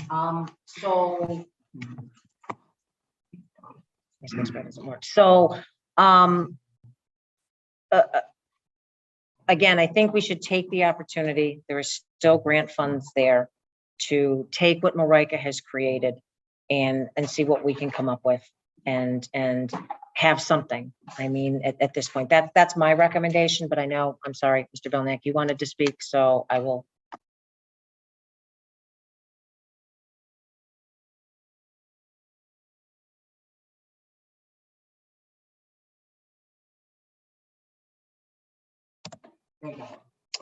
I'd like to follow on to something that Selectman Dennington said, is that I want to be mindful of the who. And so we could try to figure out who's doing what, who's doing this, who should do that in the review process. We're on version 8/9 of this document here. If we're going to employ the effort of a consultant to do something, it may be worth considering capping the number of revisions we have, so we don't find ourselves in analysis paralysis and find ourselves in version 9 of the review of those guidelines in October. So while we want to make, I think we can all agree we want to make some forward progress, but we should just be mindful of how much are we going to consider this whole entire review process. Okay, thank you. So I think we're at a point that I think the revisions at this point, I think we're down to 4 items. So, but my thought process is on the reviews and the versions, it shows a lot of time and a lot of effort went in. If we have 8 versions of a document that we started out on number 1, that due diligence has been done by everyone involved in this. You know, there've been multiple joint meetings on this, with Shopsy included, planning board, and so I think we're close, and hopefully as we continue the discussion past this piece, I just want to be clear that the board is in agreement on the next steps before the 30th, while we still have an opportunity, while funds are still available, that the board is in agreement to tomorrow reach out to Judy, to reach out to John. You mentioned a couple firms, and see what we can get done, because I think, like I said, I think Marika has created a great starting point that somebody isn't going to have to come in. They can just pick up where Marika has left off. And, you know, again, planning board also agreed that was a great first start. So I think we're in a fairly good position. I know, Marty, I see you're going to hit that button. So I will let you do that. And just to ask Mr. Wood, I think you and I spoke a couple of weeks ago about whether or not, it wasn't about this issue, but whether or not the grant money could be extended past June 30th. And it cannot. Okay. All right. That was my only question. So based on that, I think I'd like to kind of take a poll of the board here. If for this particular issue, there's other issues that we have to discuss, but to move on from this issue, and if we come out that something can't be done or whatnot, then again, we can figure out our next path, and whether it is, as maybe Marika suggested, that we just don't have the design guidelines as we move forward. So again, if Andrew, you look like you're ready to hit the button. So just to get yeah. So no, it's fine. Just I'd like to know if the board is in agreement to move forward while there's still grant money for the next 8 days, and try to find a path and a way to create. So it sounds like the EDC, you are in favor of the path that Lisa is suggesting here. Is that? I was going to go to them next. Okay. I just wanted to get their input on it.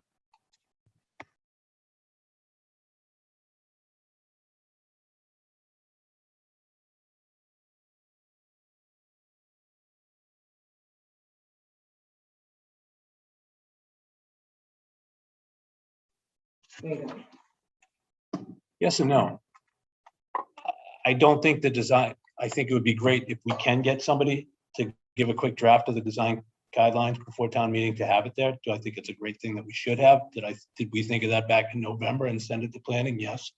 But do I think that it makes it, this is me personal, I can hit everybody else afterwards. Do I think that it's imperative to have the design guidelines approved at town meeting with it? No, because it says on the draft that planning board may approve, may use, implement design guideline. I've been saying a long time that I don't think that was the EDC's purview. We're not planning. We don't, that's not our profession. I would assume that our planning board would want to actually have that in them handle writing it. So it's how they craft it is how that they want to enforce it. I guess I was wrong. I will try. I think we got a shot at getting these out as a draft, because Marika did, I think, a pretty good job at doing it from the beginning. It's not like we're inventing the wheel again. So do I think we got a shot? But let me ask you this, say we can't get somebody to write that. Would you guys move, but we come to every agreement on this bylaw besides that draft and possibly the map? Because as I've been saying since the get-go, I know it's coming up in a different part. I've been saying from the get-go, the map is the map is the map. There's not that much different that can be done with this bylaw that can't be done now. You know, it's very, very similar. So you'd think that the planning board, which I've said to them over and over, would want to handle the map and the design guide. I would assume most planning boards do in other communities that we've talked to and things like that. So yeah, I think I agree we can try, but my question is, if we can't get that a consultant to draft it, would you move forward with that? That's the key question. Otherwise, we're wasting our time. I think we've got a good product. I think there's 4 issues that I think we can all cut, that this board and us can come to agreement very simply. Do I think planning will do it? Don't know. Maybe, maybe not. So That's my thought. I think we have a good document that everybody's worked out. Like you said, we've got 8, 9 versions. That shows due diligence. We're down to the final, couple of things. And then all of a sudden, a design guideline that we gave them back in November becomes an issue at 4 o'clock the night of the meeting. And we just got to see the letter now. I'm sorry if I come across frustrated, but I really am.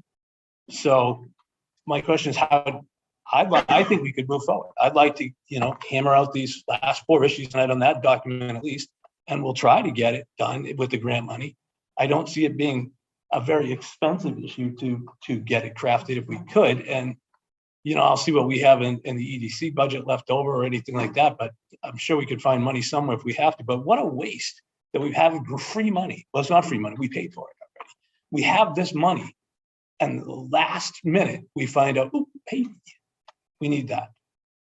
This town has spent a ton of money on reports for master plan, 2008 housing plan, and they're all saying the same thing. Zoning needs to be changed. Yet here we are, last minute, trying to get it through. Okay, thank you, John. Does anybody want to piggyback on that, or did he kind of cover it, Julie? Yeah, no, go ahead.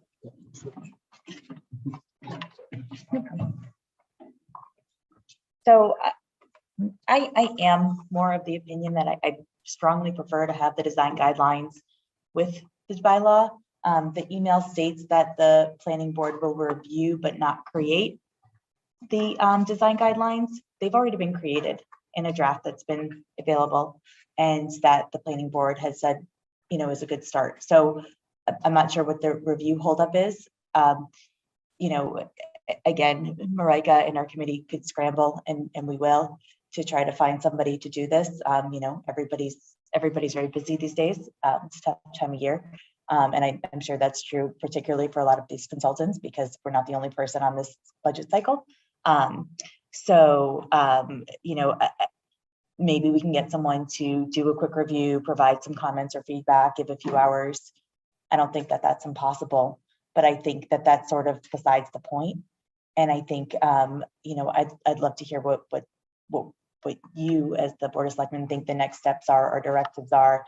And if the planning board is not going to, or does not intend to take the helm on this, again, then who will? And I think the design guidelines are important. I mean, my concern is going to town meeting and people saying, well, how can we vote on this? And we need a 2/3 majority. And that's all. Marty, do you want to go to, I think he's a comment.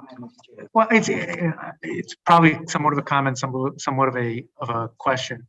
Both John and Julie make very good points.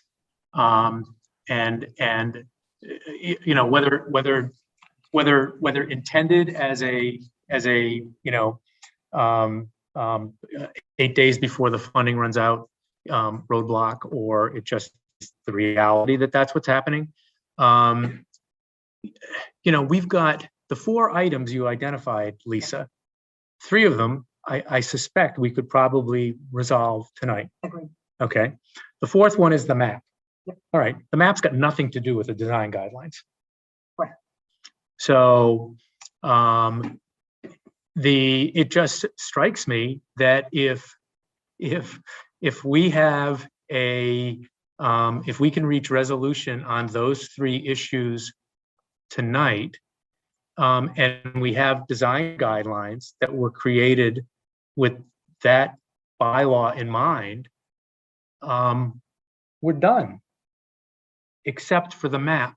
And so my question is, maybe Mr. Purple, maybe this is a question for town council, but there then would be, with the idea of a special town meeting, there would be a proposed zoning bylaw. The obligation then shifts to the planning board to hold hearings on that. I don't think they can say, well, we don't have a map. There is a map. There's not a revised map. There may or may not be a revised map, depending on what we hear from particular landowners and a process that's ongoing.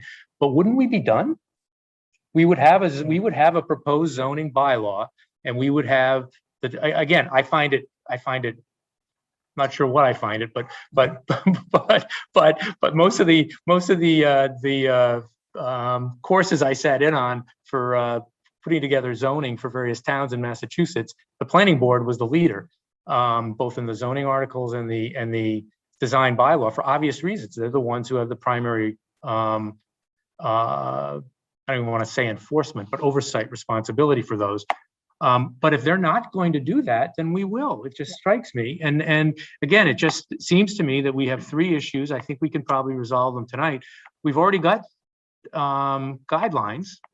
We're done. We're done. And there's a map. There may or may not be revised. If they need a map, we'll send them the map. That's the map right now. To be continued as part of the whole process. But wouldn't we be done? And you're right. I mean, we have a package that can work. It may get modified going forward. Right, that's the purpose of the public hearing, though. Exactly, yeah. So I don't disagree with that path, Marty. I would just like to see if there's something we can do in 8 days to just have the design guidelines looked at. I think it's partly due diligence, and I think we've made every effort to do that. And I agree with you. Once that takes place, and once we work through what some of the outstanding issues are, we're done. The only thing I'm worried about, Lisa, is that we're not meeting again until July 13th. What I would like to do is have closure tonight. So closure to the extent, if we can't, we can't, but closure on the bylaw, yep. Closure on the design guidelines. And if we want to do it to the extent they can be, and appoint, designate you and Julie or John as the point persons for the Board of Selectmen and the EDC, but so we don't have to wait till July 13th. Because the clock is ticking. We're talking about October. Well, we're going to talk about that later, are we? Yep. It's on the agenda. But move it forward and not take this as a month delay in things. We've got a bylaw. Let's see if we can finalize it tonight. We've got guidelines. They've already been vetted through the planning board. If we can burnish them a little bit in the days we have left with money, great. And not have to come back before the Board of Selectmen for another vote. That's my view on this whole thing. Get it moving.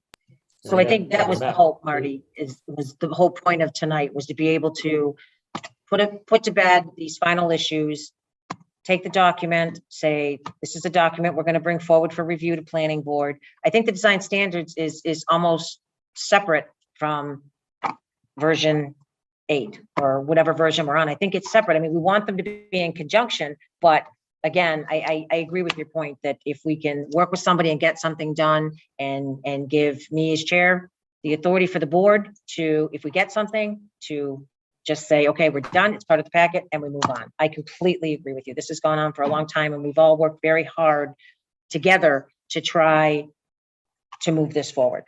So I completely. And Selectman Stivers was chirping in my ear accurately that and the map issue, I just don't think is an issue.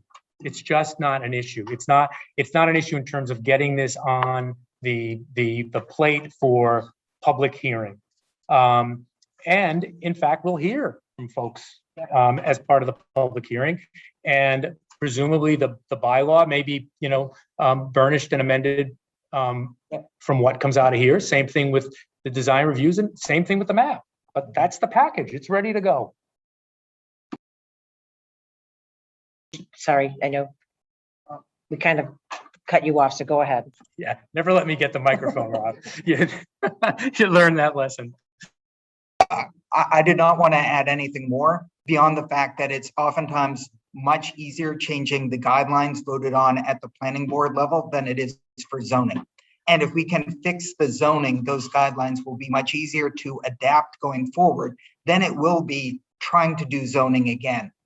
There have been years put in, there have been master plans written in 2008 and 2021 that are going to hit upon the mixed use and the development that should happen there. We've got a product, as I've heard multiple times, and adopting and changing the guidelines can happen as a living document much easier than the zoning can. So that was just kind of what I was going to bring and add. Thank you. Okay, Andrew, did you want to add something? You look like you did before we move on and go to the 3. I think as far as the design guidelines, I think we have a path.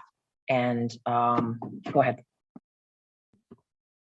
Yeah, I have a question. It's a process question that is related to a point Marty made, and frankly, I probably should know this, but so our board comes to an agreement, this is a bylaw, we like it, then the planning board hearings are noticed, public hearing.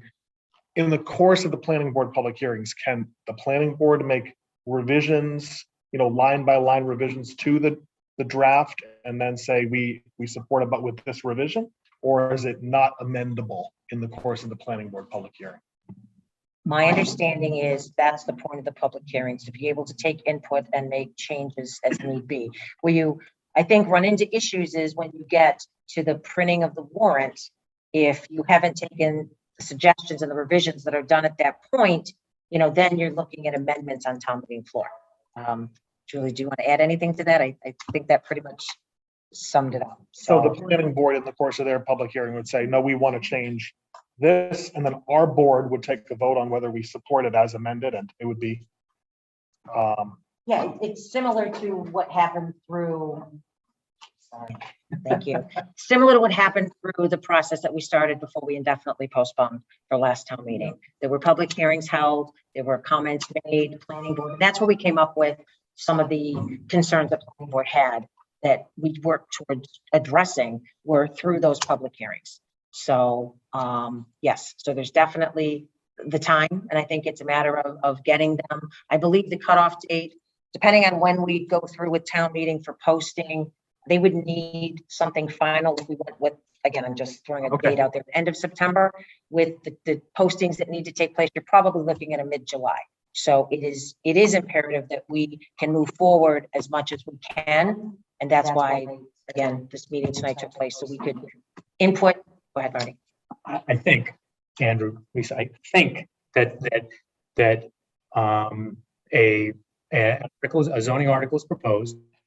It can either be signed off on in toto by the planning board and nothing changes. It can be amended in time for making onto the warrant, so that you've got the amended warrant that goes for the special town meeting or a town meeting. And you can have it amended too late. So you've got your original warrant article with the zoning, and then you thrash it out at town meeting like you would any other proposed amendments. I think those are the fourth possibility is that it gets trashed so badly that you abandon ship.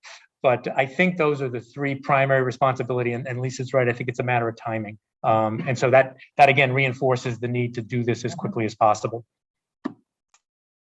Agreed. So that being said, I think we have a path on the guidelines.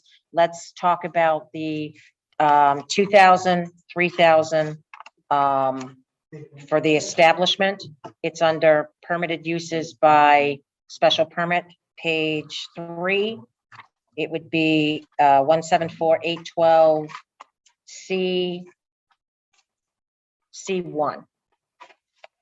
So one of the recommendations from planning board, I know they had a lot of discussion on this, is they've gone back and forth a little bit on the 3,000 per establishment versus 2,000. The current bylaw for consistency, that's one of the things I've heard, and Julie, you can again jump in if to add to this, was for consistency, they'd like it to stay the 2,000. But based on what we're trying to do, and and I think Marika has detailed it pretty well in what was provided to the board. It didn't make our packet. It was too late for the packet. So, yeah. Okay, perfect. Thank you, Marika. So I think it's, and again, maybe Jen, I'll let you talk to this because you or Julie, because we talked about OLA briefly, just to give the board some perspective. So I'm going to mute you guys on. You guys' perspective on size. Judy, I always confuse Judy and Julie, so I may say that backwards, and I apologize. I'll do that at least once, I guarantee. Julie's right there. Thank you. So Judy had said 3,000, and she had, I forget exactly why, but to give you an idea of size, all is only 1,500 square feet, and they're very, very small. The Vin Bin is 2,600 square feet.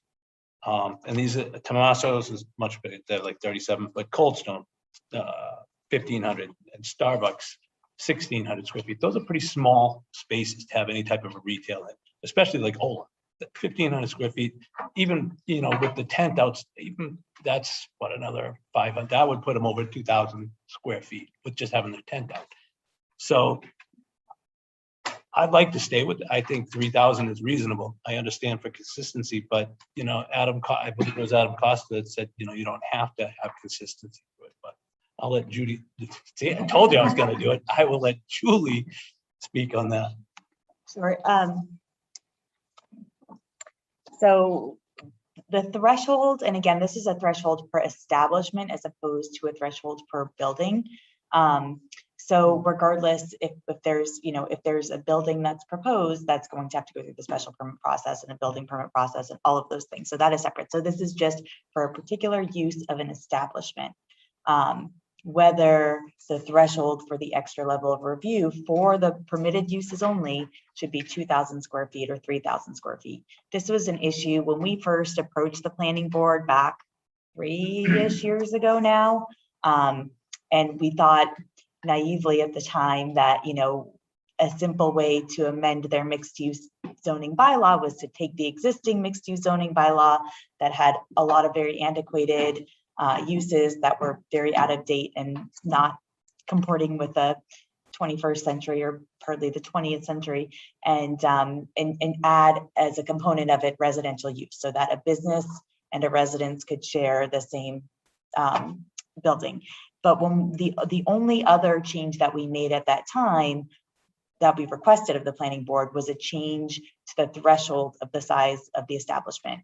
Because we, even at that time, before we even delved too far into the research, and our research has confirmed this, 2,000 square feet for an establishment seemed very small and seemed to undercut the by right nature of the uses. And again, the by right is only for the uses, not for the building or anything else. So if we're saying we want restaurants, we want a brew pub, we want small scale retail, we want a coffee shop, you know, 2,000 square feet might undermine our attempts, and we've put a lot of effort into this to encourage certain uses, particularly restaurant use. John mentioned Ola is less than 2,000 square feet, but we know how teeny tiny that is. And if you look at something like Tomaso, that's 3,700 square feet. Again, with a 3,000 foot threshold, a Tomaso sized restaurant would still require that extra level of approval. Vin Bin is 2,600 square feet, that, you know, depending on the threshold. So it's just thinking about, if we're saying these are the uses we want, and these uses might be over, you know, or likely going to be over 2,000 square feet, it really undermines the point of the bylaw if we restrict too much. If we're saying the point of this is we want to encourage certain types of small businesses, let's do that. The most recent comment that I heard from the planning board is that 2,000 is consistent with other limitations in town. I don't think that argument is particularly pertinent here, because we're saying we're treating downtown differently because we want to encourage certain uses. We know that downtown as a business village district should be treated differently, and that's why we're going through this very long and cumbersome exercise. So I think 2,000 is small. I'm curious as to how the board feels about that, but you know, I would certainly you know, encourage everyone to keep it 3,000 or somewhere over 2,000. 2,000 seems very small. Thank you, Mr. Healy. Yeah, if Tomaso's is 3,700 and Vin Bin is 2,600, those are both over 2,000. So where are the 2,000 limits? Where do they exist? Where 2,000 square. Yeah, in other words, the notion is that. Yeah. So there were special permits needed for Tomaso's and for Vin Bin? Okay. Okay. So we're all right. Relaxing that restriction here, it would be 3,000. Right. Which I think makes sense. Yeah. Okay. But it wouldn't, and the difference between 2,000 and 3,000 is not something you're going to be able to tell from the street. No. No. It's simply the size, whether or not there's a wall inside. Yeah. And, or where the wall is inside, but the size of the building would be controlled elsewhere. Okay, all right, I got it. Andrew? Sam? Yeah, I'm fine with 3,000 here. Chelsea? Yeah, I mean, I was just looking at the map that Marika provided, and yeah, I mean, now that I look at Ola, and that's 12, I mean, that would fit this, but that is tiny. So I understand the challenge with going to 2,000. So I think was the 3,000 what we agreed to in the November joint meeting? Do we have consensus around the 3? I think we did. Yeah, okay, okay, thank you. And again,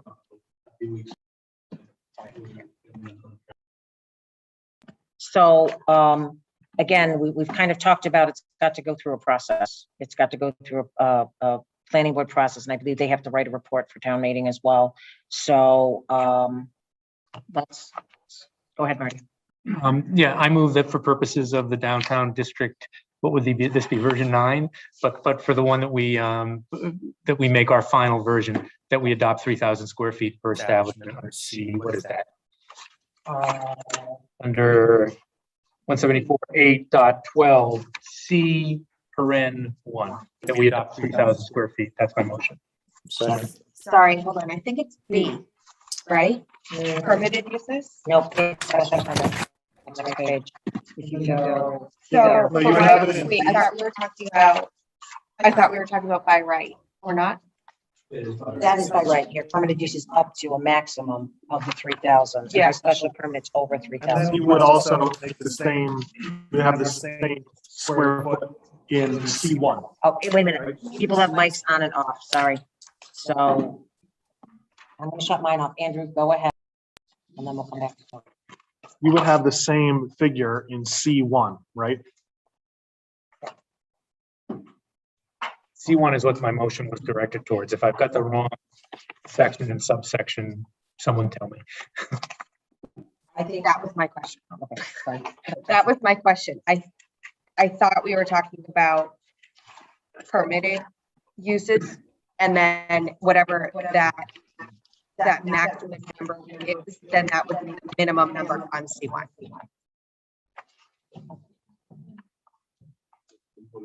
So I think you need to amend your motion. Do you want to make the motion then? You seem to understand the sections and subsections better than I do. Do you want to withdraw your motion? Withdrawn. Okay, so I'm gonna make a motion that this board adopt under section 174-8.12 B, the 3,000 square foot for permitted use, as well as under C1, the 3,000 being the lower part of the threshold for special permit. Second. Roll call? Not roll call. Sorry. Show of hands. Those in favor? Those against? John, do you want to take a motion of your board as well?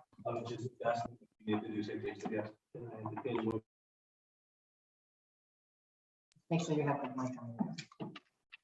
You want to make a motion?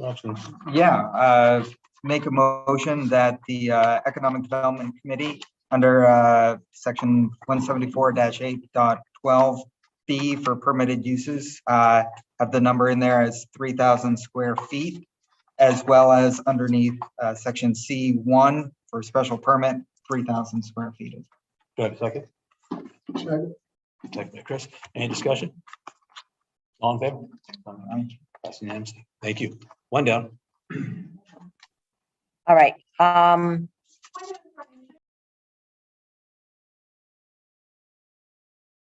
We are both in session, yes. Okay.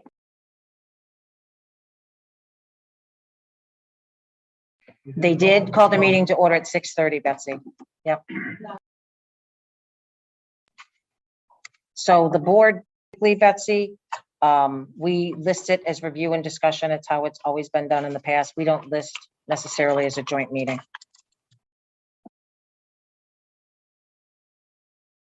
Okay, so next, let's go to page 4 under G, special permit for height increase. Another concern that planning board had was the 4 stories. We don't even allow 4 stories on Route 9 currently. So to me, this one's pretty easy to fix. We would need to lower the feet. I believe in the current bylaw, it's 35 feet. I believe it is. We don't have to go. I think they were talking about a 40-foot threshold. So if a 40-foot 3-story, so actually we could just take this special permit for 4 right off, just delete G. Delete G, and then in 8A, take out the part after the comma. 8A. Yes. Yep. So Andrew, you just said that great. Why don't you, oh, am I muted? I'm not muted. Go ahead and would you make the motion, please, sir? I move that the Board of Selectmen support eliminating section 174-8.12 G together with the portion of section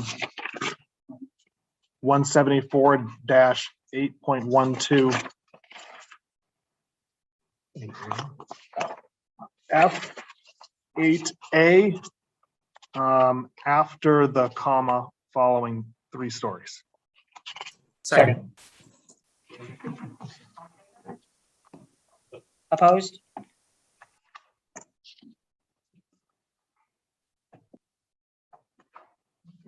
John, do you guys want to make the same?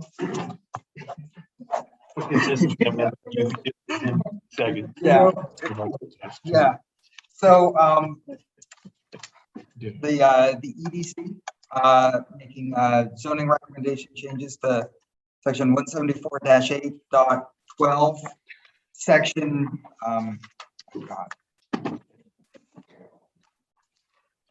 section G, the removal of that, as well as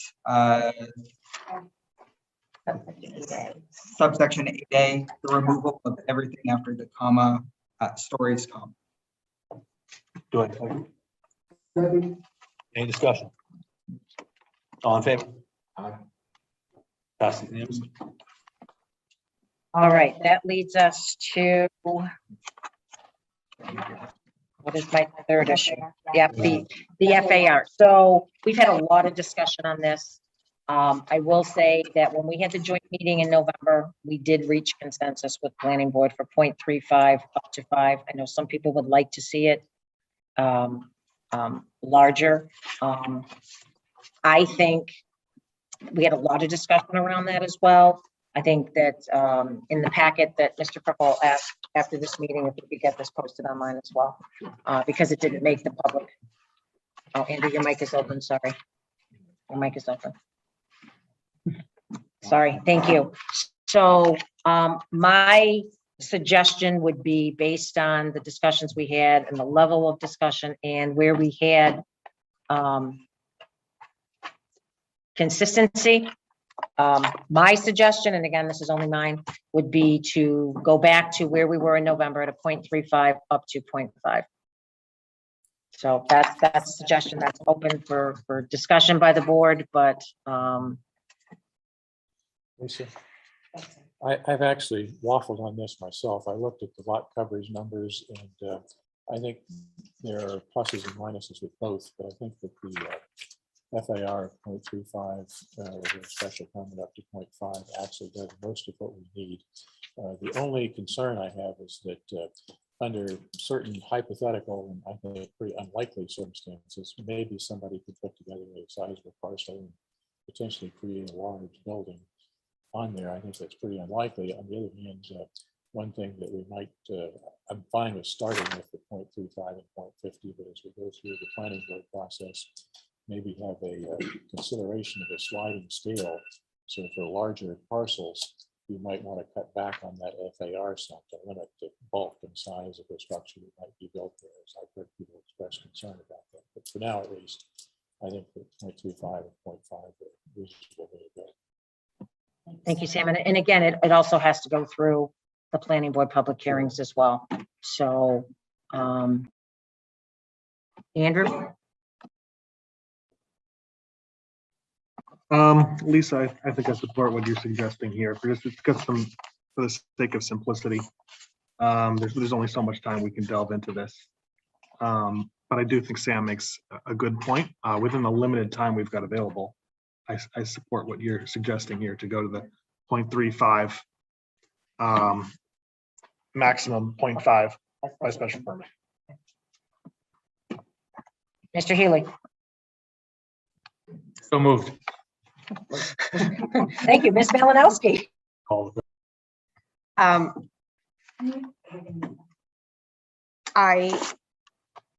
I think where we had consensus on this in November, I think that's why I asked about the 3,000 square foot too. I think it makes the most sense. I think the maximum lot coverage would be really difficult given just the varying size parcels that are in that area. So I'm in agreement with what you suggested. Okay, so EDC, that's where the board is. If you guys want to discuss amongst yourselves as well, I think we're fairly consistent on this. Go ahead. Sure, and I certainly respect the board's decision, and I have in every point I've certainly deferred to the consensus from our initial meeting back in November. However, on this point in particular, I don't think, at least personally, I don't think I understood exactly what FAR meant at that time. I've learned a lot more about it since then.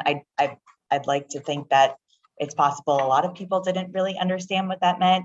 So I think the visual that Marika put together is pretty instrumental, because if you think about a 0.35 FAR, that means if you take a 1 acre lot, that 35% of it can, and if you have a 1-story building, 35% of that lot can be used as the footprint of the building.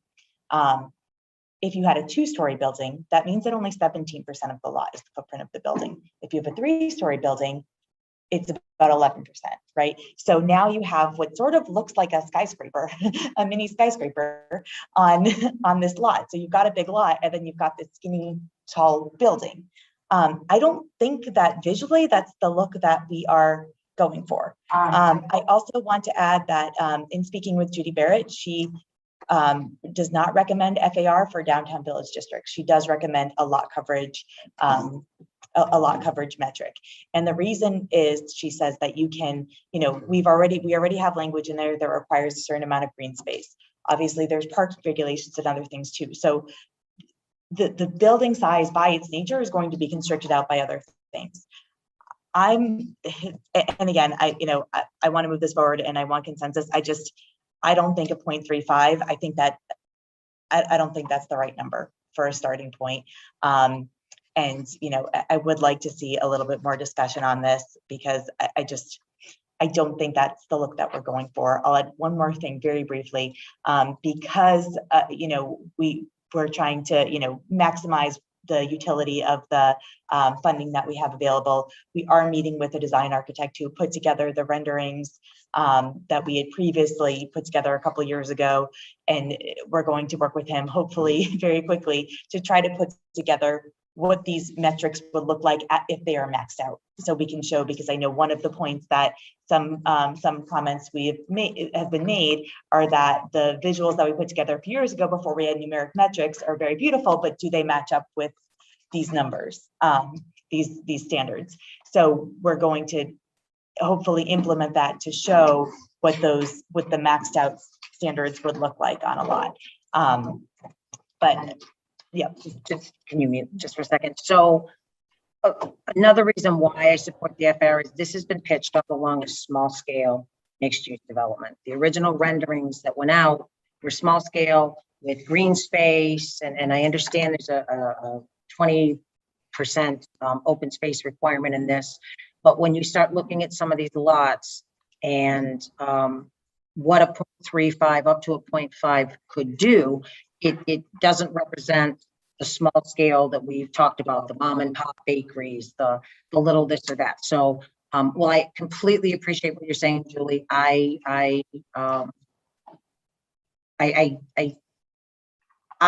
believe that with the 0.35 and the 0.5, so I respectfully disagree, how's that, with you, but I appreciate what you're saying as well. Marty? Yeah, and Julie, I guess what I'd say is you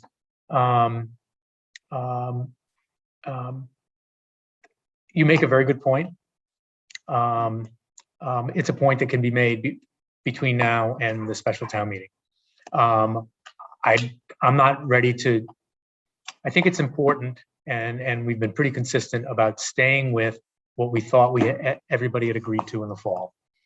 And we had agreed to this proposal as well in the fall after whatever it was, 2 or 3 meetings. So I'm more comfortable sticking with that at this point, but we've got between now and the special town meeting, I'm looking at these pictures and Marika, they are compelling to look like, are we, spiting our nose for our face here by being restrictive about the initial footprint, but as you go to 2 stories, you're creating something that we wouldn't want to see.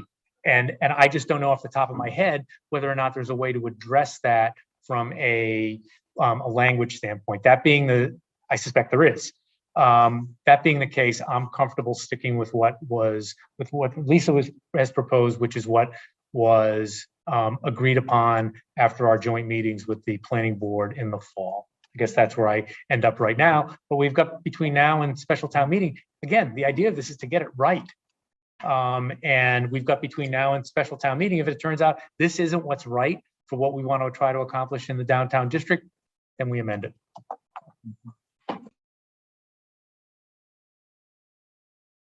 If I may, the ability to have some flexibility for the developer coming in is something that we want to do.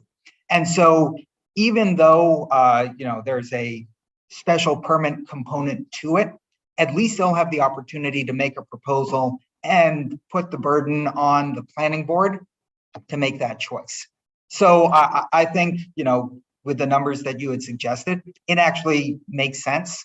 And it puts some, weight on those people who are going to have to make the decision. And so, what we want are more conversations with developers.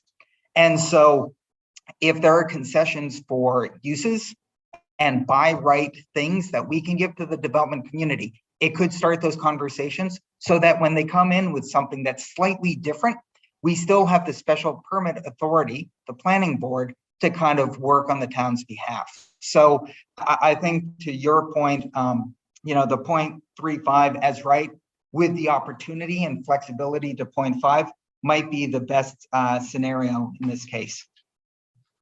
And when Marty always says, don't give up the good.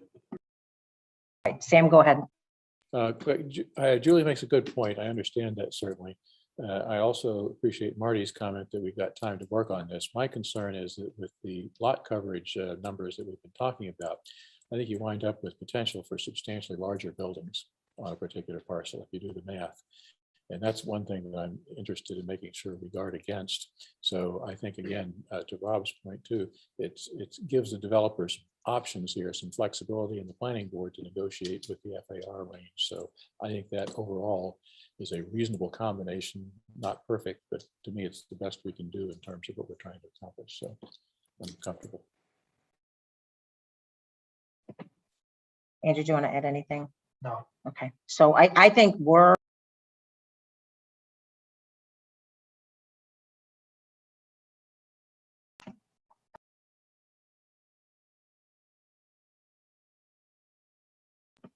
all right, Mr. Healy, you're so great with these motions.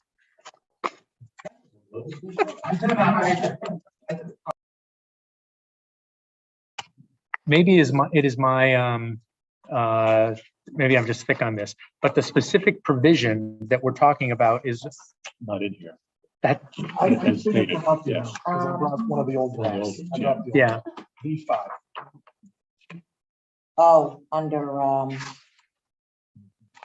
Yeah, I'm ready to go. I'm ready to I know, I make a see that. motion, but I need numbers and letters. Within a crib sheet. Okay, okay, look at this. All right. Well, I think Mr. Dennington, Should make the motion. Well, we have to think it through first, so. This is the language from like 2 versions ago, I think.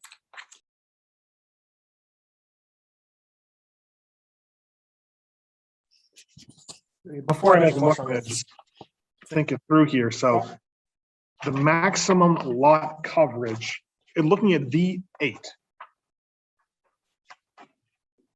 On page 4 at the Yeah. top, says maximum lot coverage 80%, right? Correct. So that's the thing that we would want to.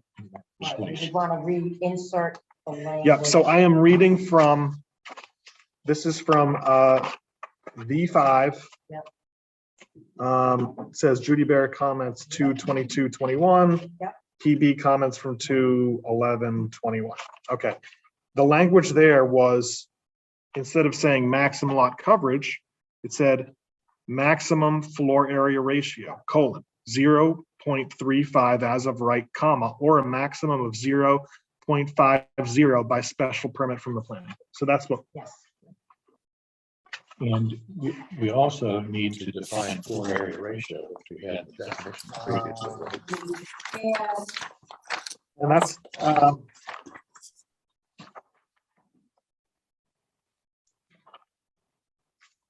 maybe that was in something that was after V5.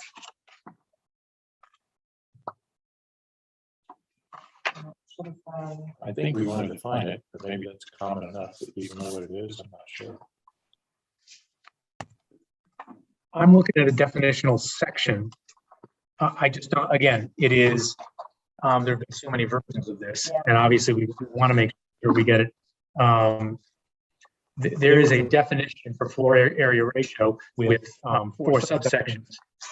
This ratio is constant for a zone, that's 1, 2. A floor area ratio of 1.0 means that floor area may equal lot area.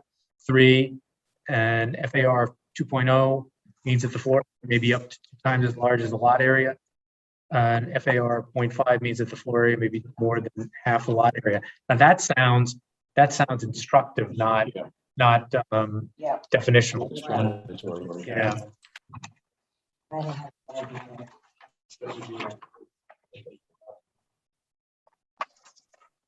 So, what we can do is, I will have, in my conversation with Judy tomorrow, shoot over her definition for FAR. The board is, willing, if it makes sense, I'll talk to Julie and John, and, we can approve the definition. And again, if it's not what the board wants, we can certainly through the public hearing process make a change, but in order to, So do you think we need to have a definition of FAR now, or? I don't think we need to, so let's just. FAR to be defined. I believe, and this would have to be confirmed, but I believe that there's already a definition for floor area ratio in our zoning. I wondered about that. Okay. And it basically is the ratio of the aggregate gross floor area of all the floors of the building or buildings on a lot to the total lot area. The gross floor area shall not include unenclosed porches, cellars, attics, or garages not used for human occupancy. That's already in the zoning. That's already. So we might not need to do that and just refer to floor area ratio. So I can just maybe talk out the form of the motion, and then if it's wrong, someone can, does that sound good? You got it. So I'm gonna suggest that at top of page 4, so this is section 174-8.12 F5, that we strike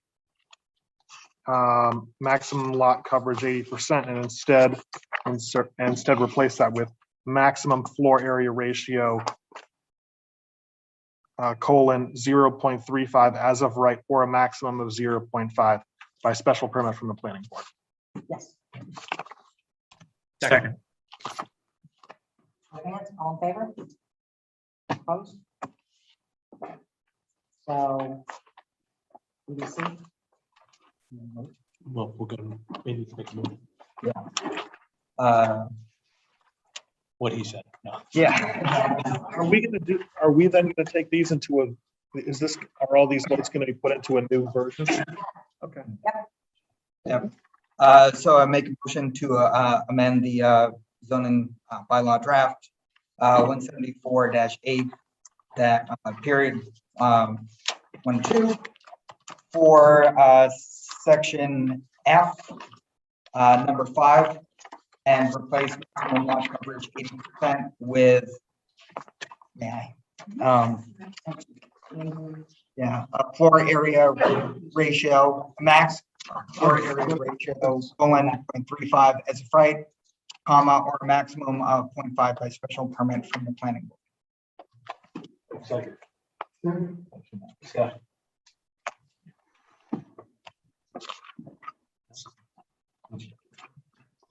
Okay, all in favor? All opposed? All right, so I think we have a path forward. Like Marty said. Process question. Now, during the public hearings, it can be changed potentially. Yes. Yeah. Just trying to piece. And if we could, once we have the renderings.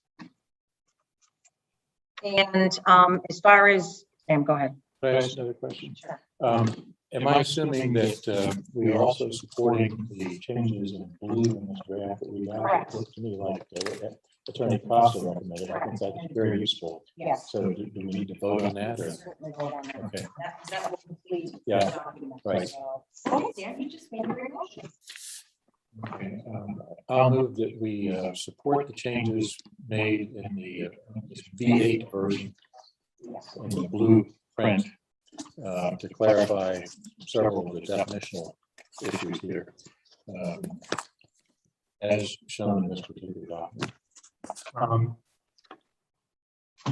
You're going to withdraw your motion, right? Of course, that's just what I was thinking about. You read my. I think instead, what we should do is accept for purposes of transmitting to the planning board, Southborough Downtown District version 8, as amended with the blue amendments as a result of the input from Attorney Costa and members of the planning board, as well as the reflecting votes taken on items 1, 2, and 3. Second, just what I was going to say. Sorry. Okay, so we've had a motion, we've had a second discussion. All in favor? All right, thank you. My next motion is that along with version 8 that we just voted on, that we transmit the, what do you call them? Draft design guidelines to the planning board as part of this package, with the proviso that we designate Ms. Braccio on behalf of the Board of Selectmen to make any changes after input from a consultant between now and the end of our consultancy pay. Second. Discussion? All in favor? All opposed? Okay, I have one more motion. all right. I move that as part of the package, that package to be transmitted to the planning board, we include the current zoning map for the downtown district as it exists in the town of Southborough. Not part of my motion, but the understanding is that remains a topic of discussion. But for purposes of transmission, the current map will be the one that goes. Second. Can I ask a question on that? So procedurally, what are the next steps for the map? So I understand your motion and I support that we should move forward with that, but what is this going to be part of the hearing process or are there? Okay. Yep. So, Uh, Andrew, go ahead. So, so Marty, what you're suggesting is if someone wanted to change the map, they would put it to the planning board would do it? That's what you're saying? Talk about the hearing. planning board hearing. Correct. Not only that, what we are proposing is a zoning article. We've voted on that, and that's being transmitted to the planning board. This is my view. But I think legally I'm correct about this. That's the thing that will be on the warrant for town meeting, that proposed zoning article. The design guidelines are not going to be on. I was talking about the map, not. I understand. No, I understand. So the design guidelines are not part of the article, other than the fact that they're referenced in the warrant article. The same thing for purposes of the map. What the planning board has asked for is that in order for them to consider the proposed zoning article, they also need the map. Right now, there is a map, so all we can do is transmit that map. Okay. That doesn't mean it can't be changed. Doesn't mean it can't be changed with proposals from us, from the EDC, from the public, from the planning board. But the concern is that there is a logjam. The logjam is that the planning board has said, in order for them to have the public hearings, they need three things. They need the proposed article, they need the proposed design guidelines, and they need the map. We only have one map right now. Andrew, I'm just going to ask, in between, you have to mute. It's just feedback. Sorry.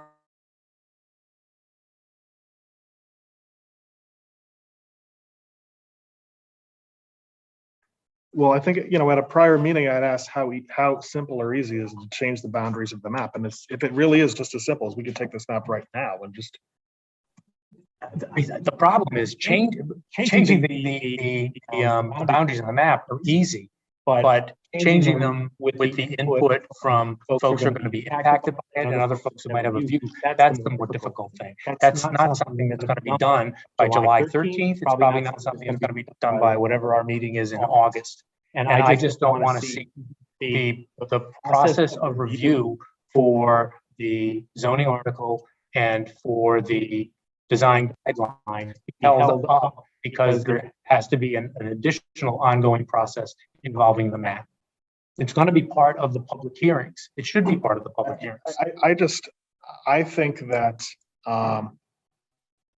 as I followed this discussion, right, I think it did take on kind of a different character when focus started to be paid attention to the map and some of the split lots, and it's never been the intention of this zoning proposal to intensify uses for parcels that face Ladisquama Road. And if we could take a position on that we would support this downtown, this business village district,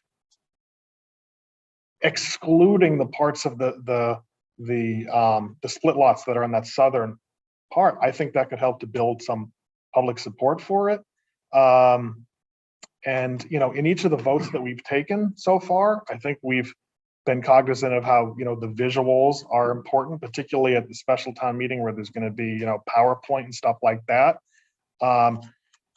This map, I completely agree with you. It's right now, some of those split lots have this, they theoretically could try to pursue commercial development, the back parcel. It probably wouldn't get very far. But so I would be in favor of taking a position now on restricting the boundaries of the map. And I also think that when you say, it would be important to get input from people who, you would get input from people who currently have split lots and would be upset that their lots wouldn't be able to be developed as intensely. So you could have, which would you rather have? People who would be complaining that this restricted their availability to make commercial development on those lots, or to, so I think that's an accommodation that would be a good one to make. What you do through the public hearing. Andrew, I don't disagree with anything you say, but that's not going to, getting that map done is not going to be done tonight. Again, we didn't create this time crunch. It was created for us. And we're trying to address that. The other thing we can do, honestly, is to send along the, not send along a map at this point. I mean, it's perfectly reasonable that the zoning bylaw and the design guidelines can be considered as they exist, and work will continue by us and others on the map. It's a separate, would be a separate article. Andrew, what map are we voting on to do what you're saying to accomplish? There isn't one.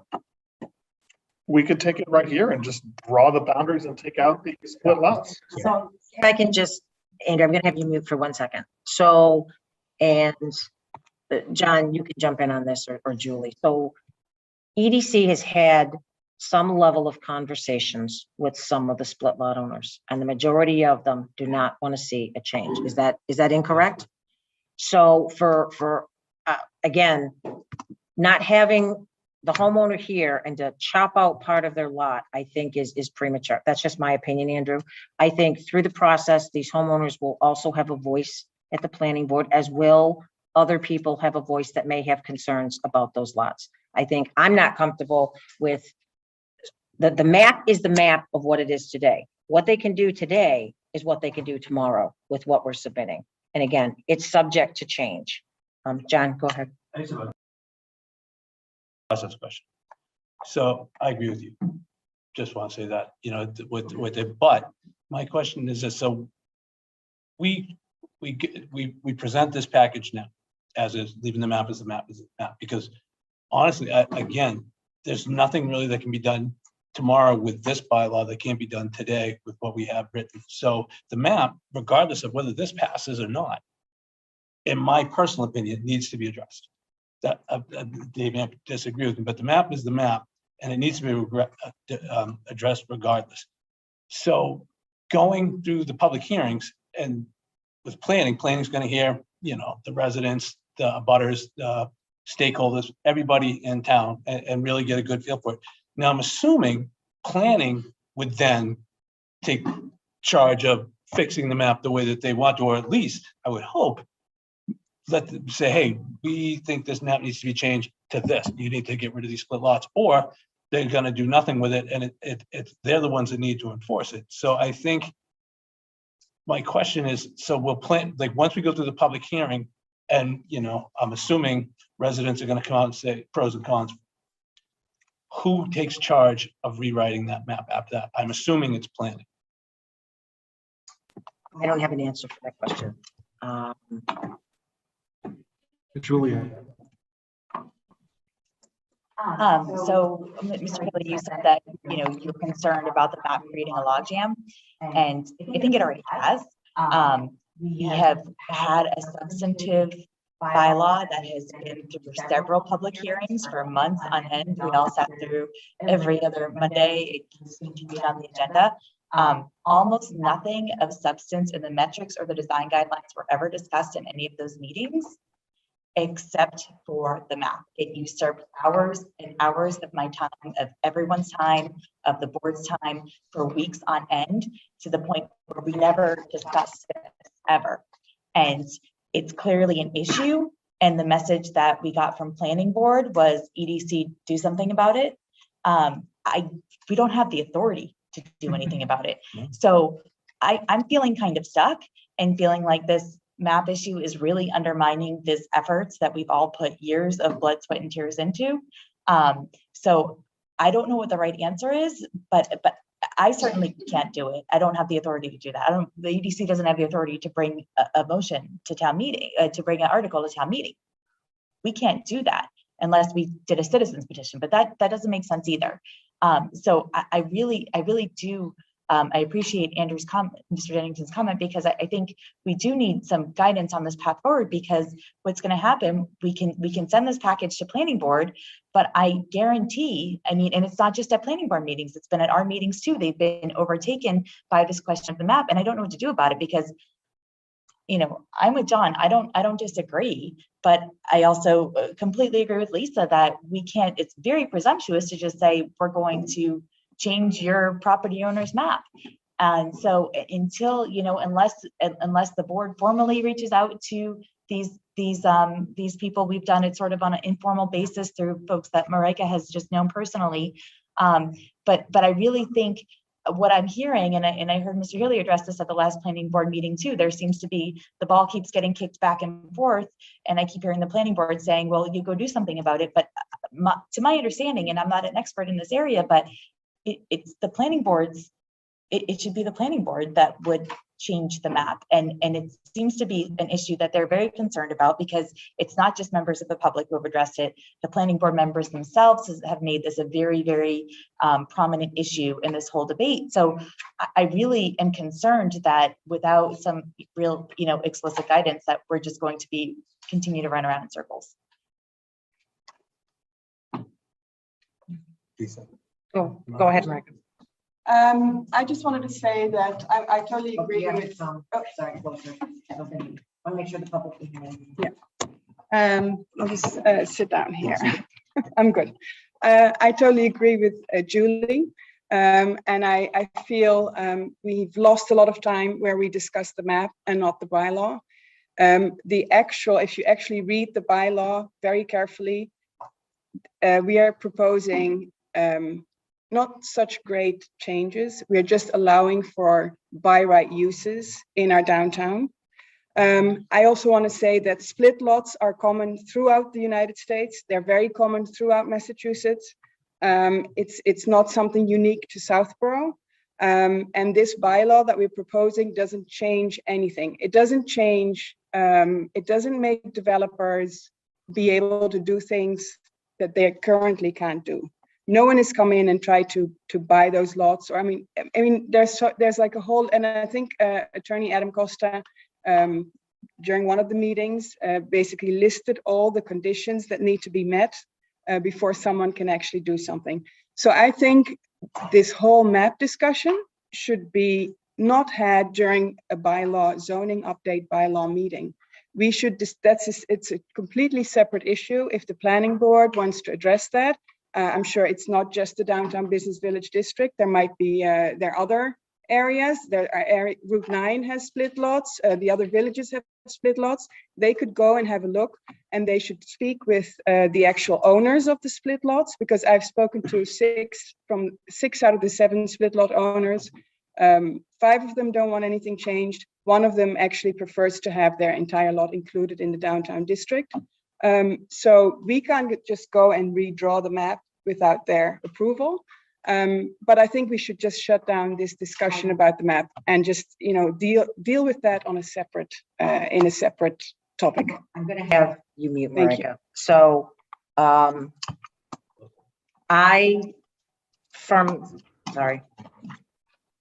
John, can you hit the? Oh, sorry. There you go. So I think what's in the downtown village, what's currently in the zoning includes that map. All we're looking to do is upgrade the zoning at this point. So for discussion tonight, I strongly urge this board to just use the map that we currently have. If there is changes or anything between now and town meeting that we can do, or again, anything we want to change, we have the time to do it. I think this bylaw doesn't change. It just gives additional opportunities. I think we're spending a lot more time tonight on this than, and Andrew, I take your point that there is an issue, and I don't think anybody sitting here doesn't think there's some form of issue with the map. But I think we need to move forward, and the public hearings need to start, and that's an opportunity to do it. We'll have an opportunity to weigh in on it as well then. So let me just throw out an idea, which is, I think Mr. Healy's motion was to transmit the map as is, right? What if we were to do that, transmit the map with the strong suggestion of the Board of Selectmen that when the planning board, in the course of their public hearing, that they give strong consideration to potentially revising the boundaries of the district to address the split lots. I mean, we know that that's totally not binding, but I just think that, and I know you want to move this forward. That's just an idea that I have in mind. It sounds like, Marty, what do you think about that? The only, Wait, I'm gonna answer you first. I'm sorry. No, you're good, Connie. Go ahead. The only problem I have, Andrew, is I don't know if that's how I feel about it, because the people who own those lots don't want that to happen. They're comfortable with, I mean, they purchased their property. Again, I understand people feel strongly about this on various sides of the issue, but Could you push them to do their duty and look the at- loudest voices can't make our decision for us. We've got to consider all aspects of this. And for me, the people who own certain property, they are the ones who are going to be most directly affected by this. So I'm not, at the end of the day, I might be convinced that the best thing for the town of Southborough, notwithstanding those landowners, is to adjust the line. I'm not there yet. I'd like to hear from them. We've heard a lot from folks who feel differently. I'd like to hear folks who apparently through Marika are saying, we like our lots the way they are. Now, at the end of the day, not everybody's going to be happy, because either the lots are going to stay the way they are in a proposal, or they're going to change. Not everybody's going to be happy. But I'm not ready to make a decision without hearing all of the voices, not just the loudest voices.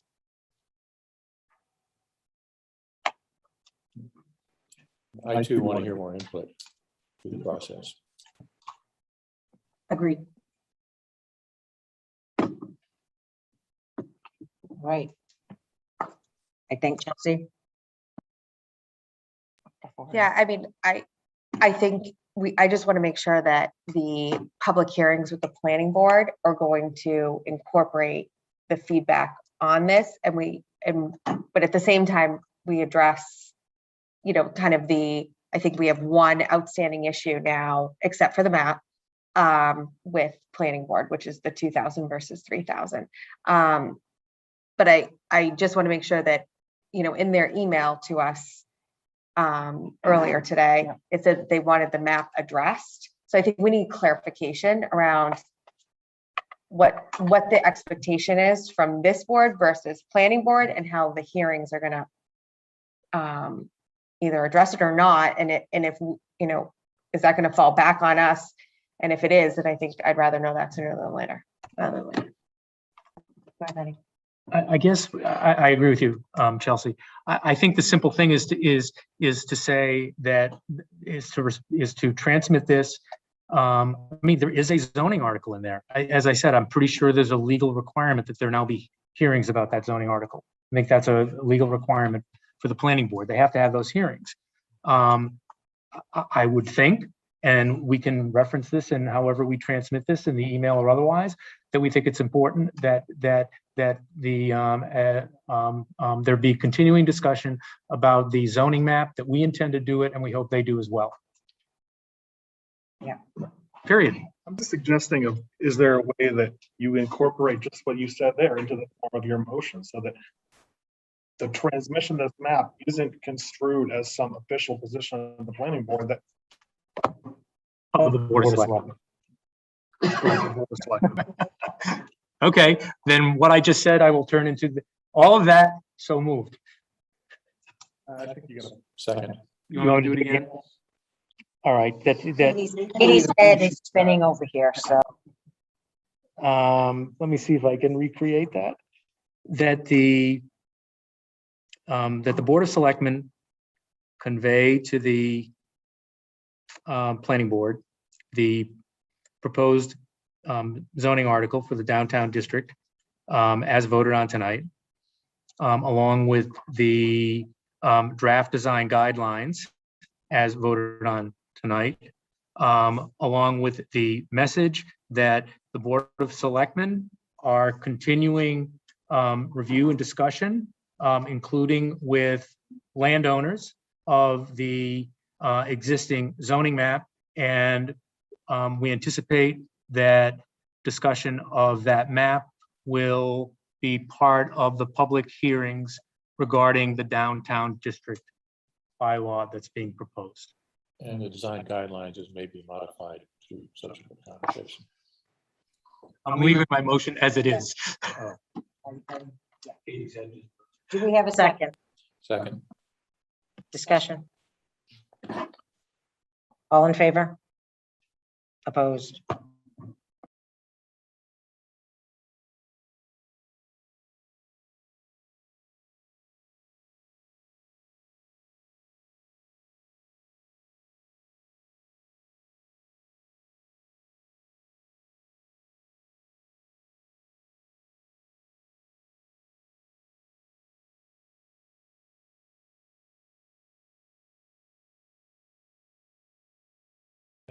Yeah, the EDC makes a motion to submit the package to the planning board for review and keeping the map discussion separate. Second. Any discussion? No discussion. All in favor? Aye. Need a motion to send version 8. The EDC makes a motion to send version 8 with the changes made Tonight. tonight And, and yeah, And the second. and the design guidelines as well. do I have a second? I second that. So Any discussion? may I ask a question on the motion? So the Board of Selectmen are going to transmit. Sorry. Oh, yeah, we're not transmitting it. We're transmitting, so Yes. just for clarification. Okay. Yeah. Okay. To, yeah, support. To support. Support the board. Transmission. Support the We transmission. support you in your transmission. Okay, any discussion? All in favor? Aye. Motion carries. Are you adjourning? We have to close. Okay, all right. Do we have anything left? Do I have a motion to Do you adjourn? need us for anything else? Second. Second. All right, 9:27. Are we gonna, all in favor? The board is in recess. Thank you for having us. Katie, I'll get you some Tylenol.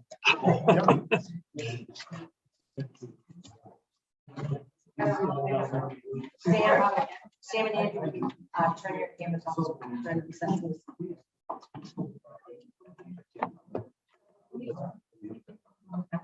I text you. Thank you.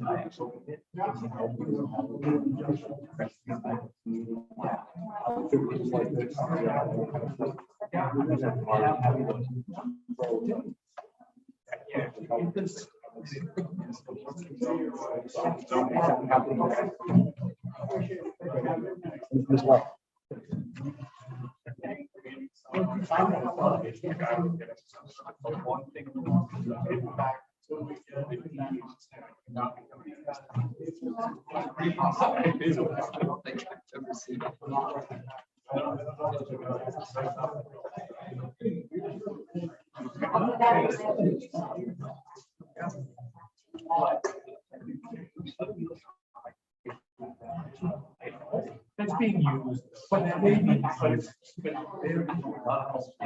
It's an issue, well, it's an, I don't know, how it's issue, but it's not, it's general in the back.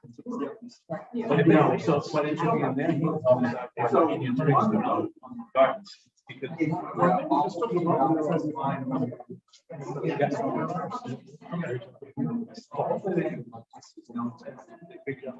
And then I hope that they. Do what's right.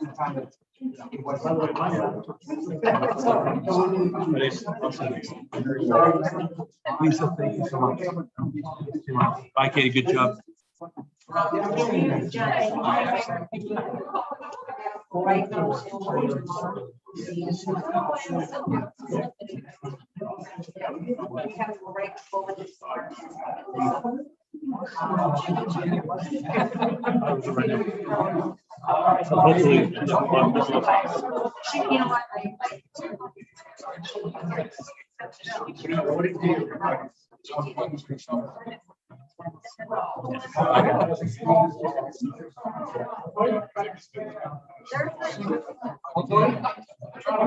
Joanne, take care of me. Look at this. I have all these. Thank you.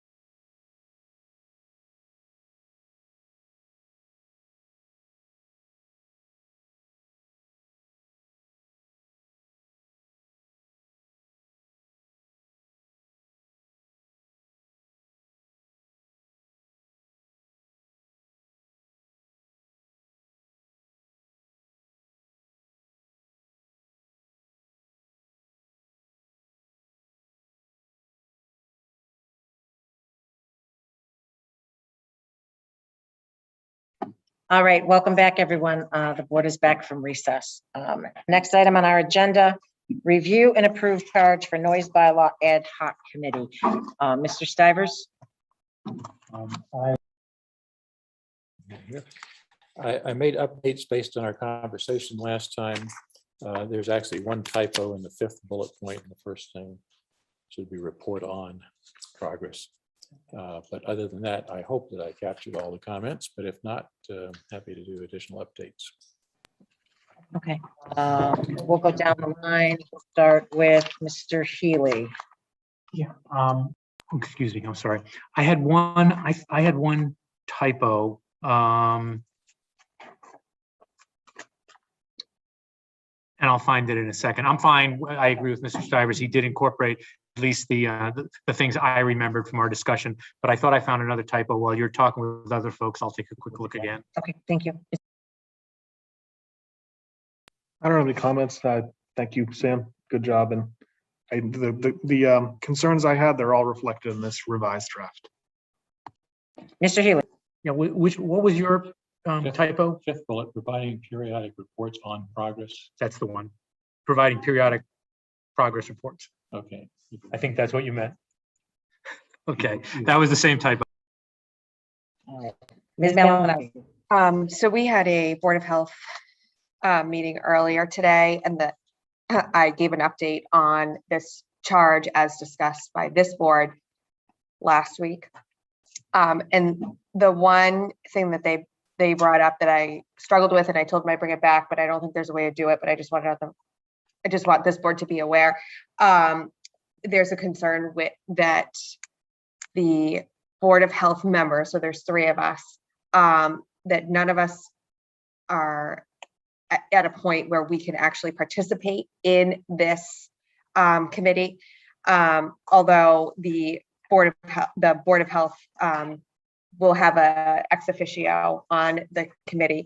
The suggestion was made that an employee who was also a resident be assigned one of the 5 voting appointments. I just don't see how we would designate that. And I said there that we could always encourage her to apply as a resident at large.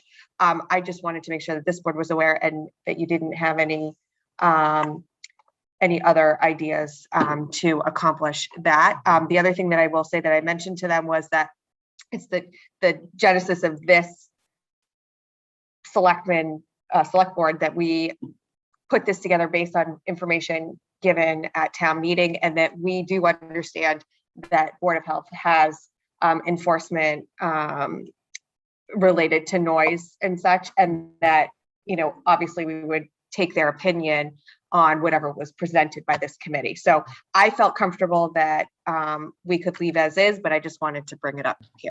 Chelsea? Yeah. Question. That's why I think we put designee in there, so they could actually appoint a designee who is maybe an expert, sound measurement person or whatever, if they were comfortable with something like that. So I think my thought was that gives them a fair amount of flexibility to do whatever would alleviate the concerns they had in terms of technical. And I agree with you, Sam. And I was very comfortable the Board of Health would be appropriately represented here. I just felt like it was my obligation to bring this back. Okay, so I am fine with the charge, and thank you, Sam, for doing this with the one change as well. So, go ahead.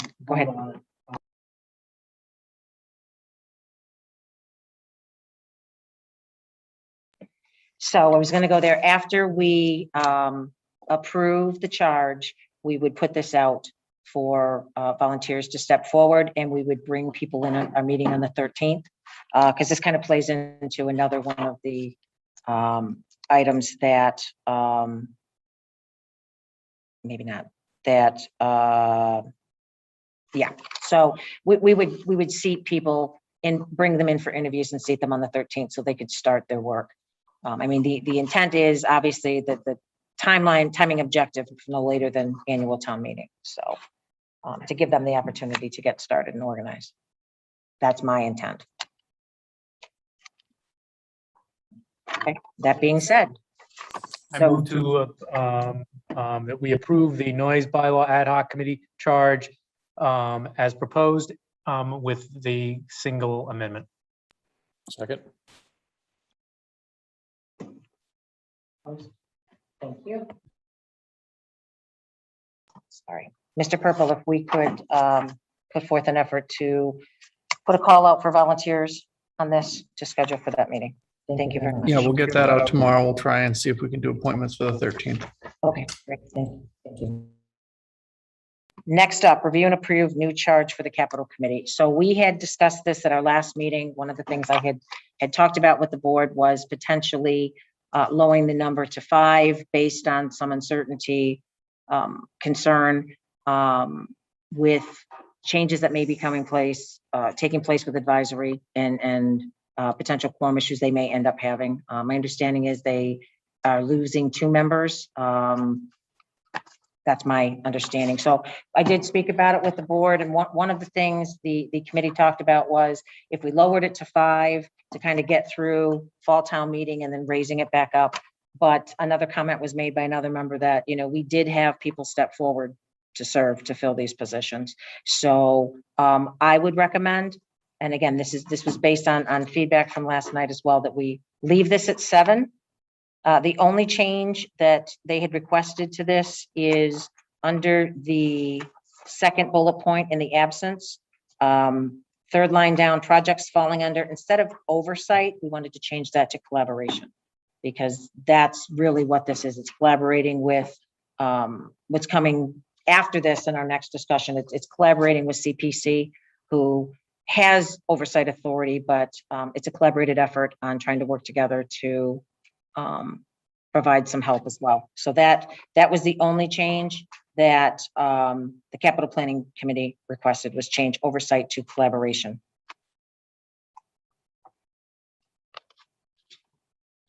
In respect to CPC.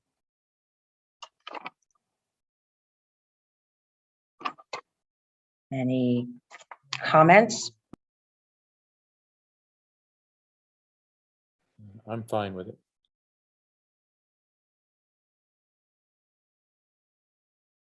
Lisa, where again in the document was the change?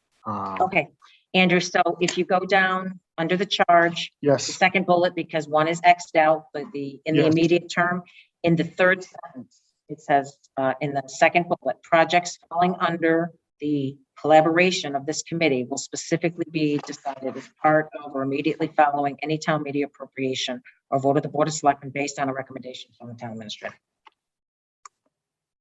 okay. So that was the only change. And again, it had to do with CPC has oversight of their projects. And we wanted to make sure that, again, the chair had stressed when he went to CPC that this was a collaborative effort. My only observation is that feels awkward grammatically. It is. So it would maybe accomplishing the same things. Projects falling under the purview of this committee doesn't imply oversight. Doesn't imply oversight. Yeah. That's fine. And Okay. I'm sure the capital would be fine. Okay. I think we're all trying to accomplish the same thing. So With that amendment, I will move approval of the revised capital planning committee charge. No change. no change. No change in the membership. Yeah. Second. All in favor? Opposed? Oh, and abstain? Okay.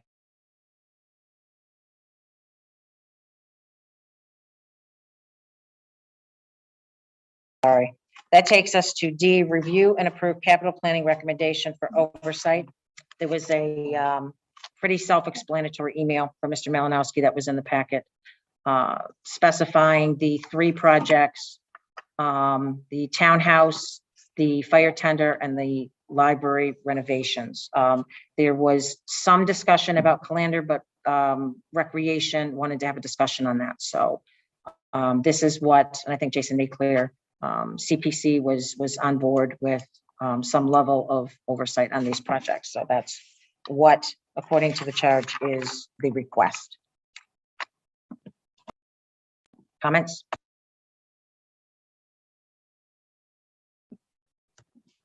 And so what we would, what we, oh, what is it, 9:45? What we are being asked to do is approve those recommendations for oversight of FY '22 capital projects, simply? Okay, I'll move that. Second. Discussion? All in favor? All opposed? Okay, that brings us down to F. So, Mark, do you want to discussion of a date for special town meeting? Do you want to start that and then, or do you want me to just? I can start it. Go ahead. So I've had some, some internal discussions with the finance team. We've talked about, I think the board's committed to a special town meeting. The discussion has now progressed to when. As you know, we have a pretty aggressive town assessor. Likes to get the tax rate set, sometime in October. Usually likes to come before the board at either your first or second meeting in the month to have the classification hearing. And, I know that people start to come back and, matriculate back into town from the summer, last week in August, first week in September. I think that, probably the sweet spot for the board to consider for a town meeting probably would be that last week of September, first week of October. And I know that, two of the other components to the whole process are the town moderator and the town clerk, and both of them are sharing a bench in the back of the room. So I'm sure that they'll be up next for their thoughts. Great, thank you. So I did have a brief conversation with Jim. Jim, do you want to? I'm happy to share. Okay, so Jim had reached out to the schools and there is no issue with either of those weeks. The board just has to decide whether we have the ability to set the date, whether we're not bound by a Saturday, we could do a weekday, correct, Mr. Purple? Yeah, so we can set that date. So Mr. Haggerty has spoken to the schools, and again, Jim, you certainly please correct me if I'm wrong, and they have availability for either of those weeks. So the intent of this board, I believe, would, based on the guidelines and everything, be able to have an in-person town meeting inside instead of outside. So one other question that Mr. Haggerty had that we were able to get an answer for was regarding free cash and the certification of that. And Mr. Purple, do you want to? Okay. No, sure. So, that was one of the concerns you had mentioned to me, Madam Chair, about, whether or not we want to wait to have a town meeting until the free cash is certified. Free cash, usually we close our books sometime, near the end of August, and then we have our free cash certified probably about the second, third week in September. So that would be, we would have that done by the time we get to town meeting. But as the town accountant informed me tonight, it's really a moot point because we shouldn't be looking to spend any of it in the fall. So you have your answer, but you also have your guidance from the town accountant that, we really shouldn't be looking to spend that because we normally don't have these fall meetings. All of that money is waited to be applied at the annual town meeting. Okay. Thank you. So we do have the moderator here. I don't know, Paul, if you have any thoughts. If you do, if you wouldn't mind coming up to the, so you Those can. weeks are generally good for me. I would prefer to avoid. I'm sorry, Paul, can you, just for the record, I'm sorry.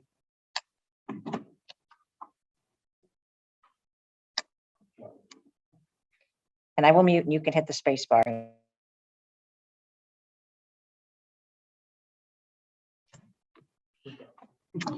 Those weeks are the last week of September and the first week of October are generally good. But I would prefer, if possible, to avoid Tuesday the 5th and Wednesday the 6th. But any other weekday or weekend day, it's fine with me. Thank you. If you wouldn't mind, thank you. Marty, go ahead. Yeah, do you have a view? I mean, the town voted several years ago to have annual town meeting on Saturday. Should we respect that rationale, do you think? And hold a special town meeting on a Saturday as well? Mr. Haggerty is shaking his head no. I'm just curious as to why. Because you just took the possible dates from 14 down to 2. I Right? understand that, but it may well be that if we look at those dates, they're not practicable. But why should we focus on that if a Saturday meeting for annual town meeting is the express preference of the town? Why shouldn't that way? I'm curious as to why it shouldn't. I don't feel strongly one way or the other right now. I'm just looking for input. Can I jump in just quickly? I think, Marty, too, one of the things to consider when the voters changed town meeting to the spring, they took into account sports wouldn't be started. And I believe fall soccer, I think you're going to have an issue with sports, high school wise and on down the line if you do a Saturday. So that's just something to consider. But Jim, go ahead. Right. So, but to specifically answer why, there isn't a precedent, an implied precedent, annual town meeting is just different than a special. And there are things that are always on the docket for annual town meeting that make it a particular set of choices and decisions that the town makes. And a special is for whatever reason you all decide to have a special that may or may not interest nearly as many people in town. So I just don't, in balance, I don't see where the two are equivalent enough to worry about that implied precedent. And it sounds, Mr. Haggerty, like you agree with that. Yes, specifically when the citizens petition was brought to move the town meeting to a Saturday, it was brought by people that were trying to find a way to encourage parents of younger children to participate because they didn't have a presence generally at town meetings. So the March dates were chosen because it was sort of the sweet spot between athletic seasons. And so that's out of the mix. So that's all we'll share. Lisa? Go ahead, Sam. I think the September 27th, 8, and 9 are Jewish holidays. I'm not sure exactly which ones, but we ought to keep an eye on religious holidays as possible conflicts. On my calendar, the Jewish holidays for September for 2021 are Rosh Hashanah, September 7th, and Yom Kippur, September 16th. Yeah. 27th. Is that what you have as well? Last day of Sukkot. Shimi Azarzet, I don't know how to pronounce that. Simchat Torah. I don't know how major or minor those are, but they show up as Jewish holidays. Just again, when we set town meetings should not be dictated by Marty Healy's schedule, but just for the odds are pretty good that I will not be back in Massachusetts until the weekend of the first weekend in October. Possible I'll be there earlier, but anyway, so I through October 1 and 2 is really difficult for me.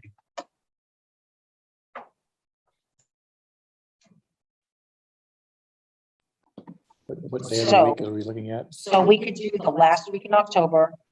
I'm sorry, the last week in September or the first week in October. And if we did a evening meeting on, we seem to love to meet on Tuesdays. We could set either an evening meeting on the 4th, 5th. Marty, you'll be back in town for that. Or consider the 4th, 5th, and 6th. I'll just say he wanted to avoid the. I'm sorry, correct, 5th and 6th. So we could do the 4th, Monday the 4th, or we could do the 7th.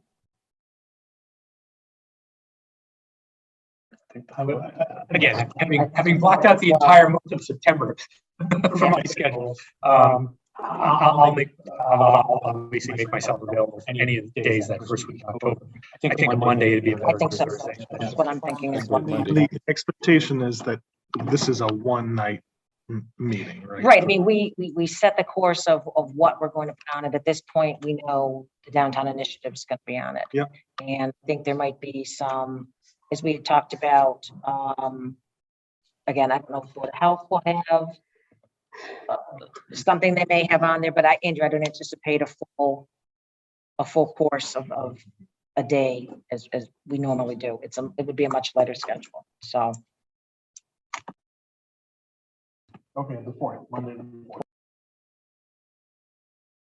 I'm going to abstain from voting on this if there's anything Oh. from my other hat. Got So it. I just don't Got want to, Okay. I don't Got want it. to weigh in. Okay, so that being said, it seems like we have a general consensus for Monday, the 4th. And Do we need to pick a time? 7 o'clock, I think that's what we've done in the past. Mr. Hackett is giving us a thumbs up. Are you gonna take them? I'm going to, but I just wanted to verify. Yeah. So do we have a motion to set the date of special town meeting, fall special town meeting for October 4th at 7 PM at the, do we need to specify where? Trotter Yeah. Auditorium. So moved. Second, all in favor? Nay, abstain, that's good. Okay, so that is set. Next discussion, I'm gonna switch the G and H. Mr. Dennington is recusing himself from G, so we will quickly go to H, which is the Shopsy and Capital Planning Committee Affordable Housing Subcommittee. We had touched on this at a prior meeting that to explore, and again, Ms. Jazinski, you're welcome to come up and chime in if you'd like, but basically it's to explore an affordable opportunity as well as a zoning opportunity for South Union School. So this is just creating a subcommittee. It's made up of, so it's two parts actually. It's to approve the charge. Andrew Pfaff from the Capital Committee worked with the chair, Ms. Jazinski from Shopsy. Shopsy has approved this charge. Correct. Okay, Shopsy has approved the charge.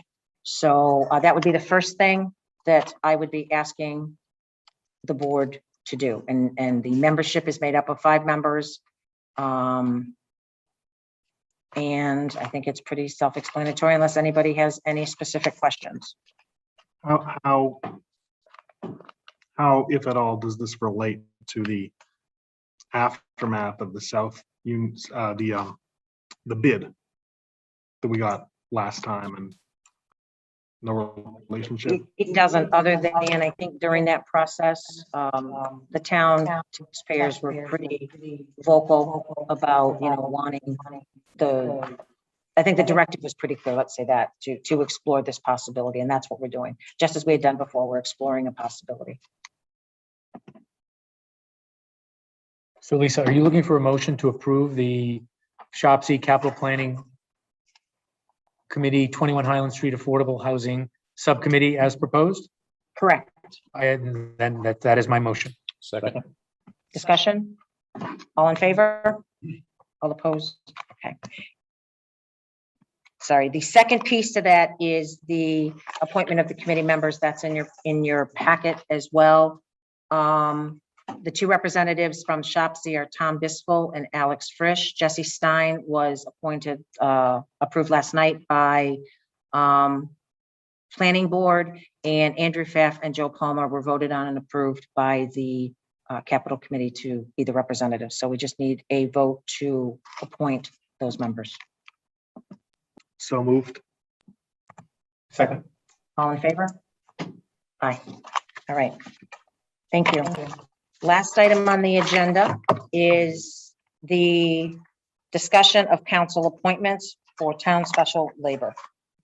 So as the public and the board is aware, the town brought forth 4 candidates from bids for legal. We had the opportunity to interview them at 2 subsequent meetings. The board asked Andrew, and I will, sorry about that, I should have let you leave before I went down this path. I apologize.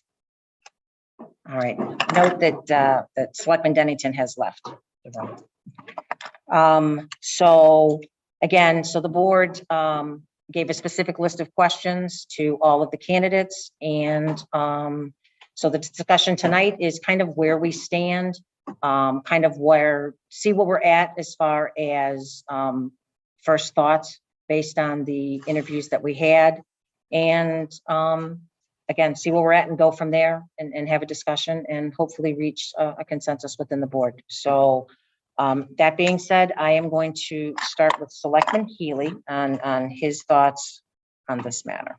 All right, thanks, Lisa.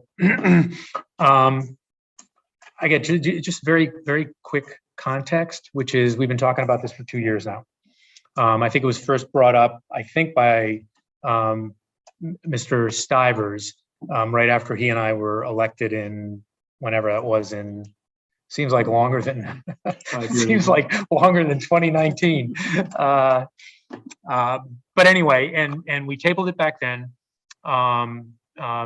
because the fiscal year was about to begin, and then last year, for an awful lot of obvious reasons, we tabled it again, but committed to going through a process this year. What I'm going to do is there are 3 appointees that would be fine with me.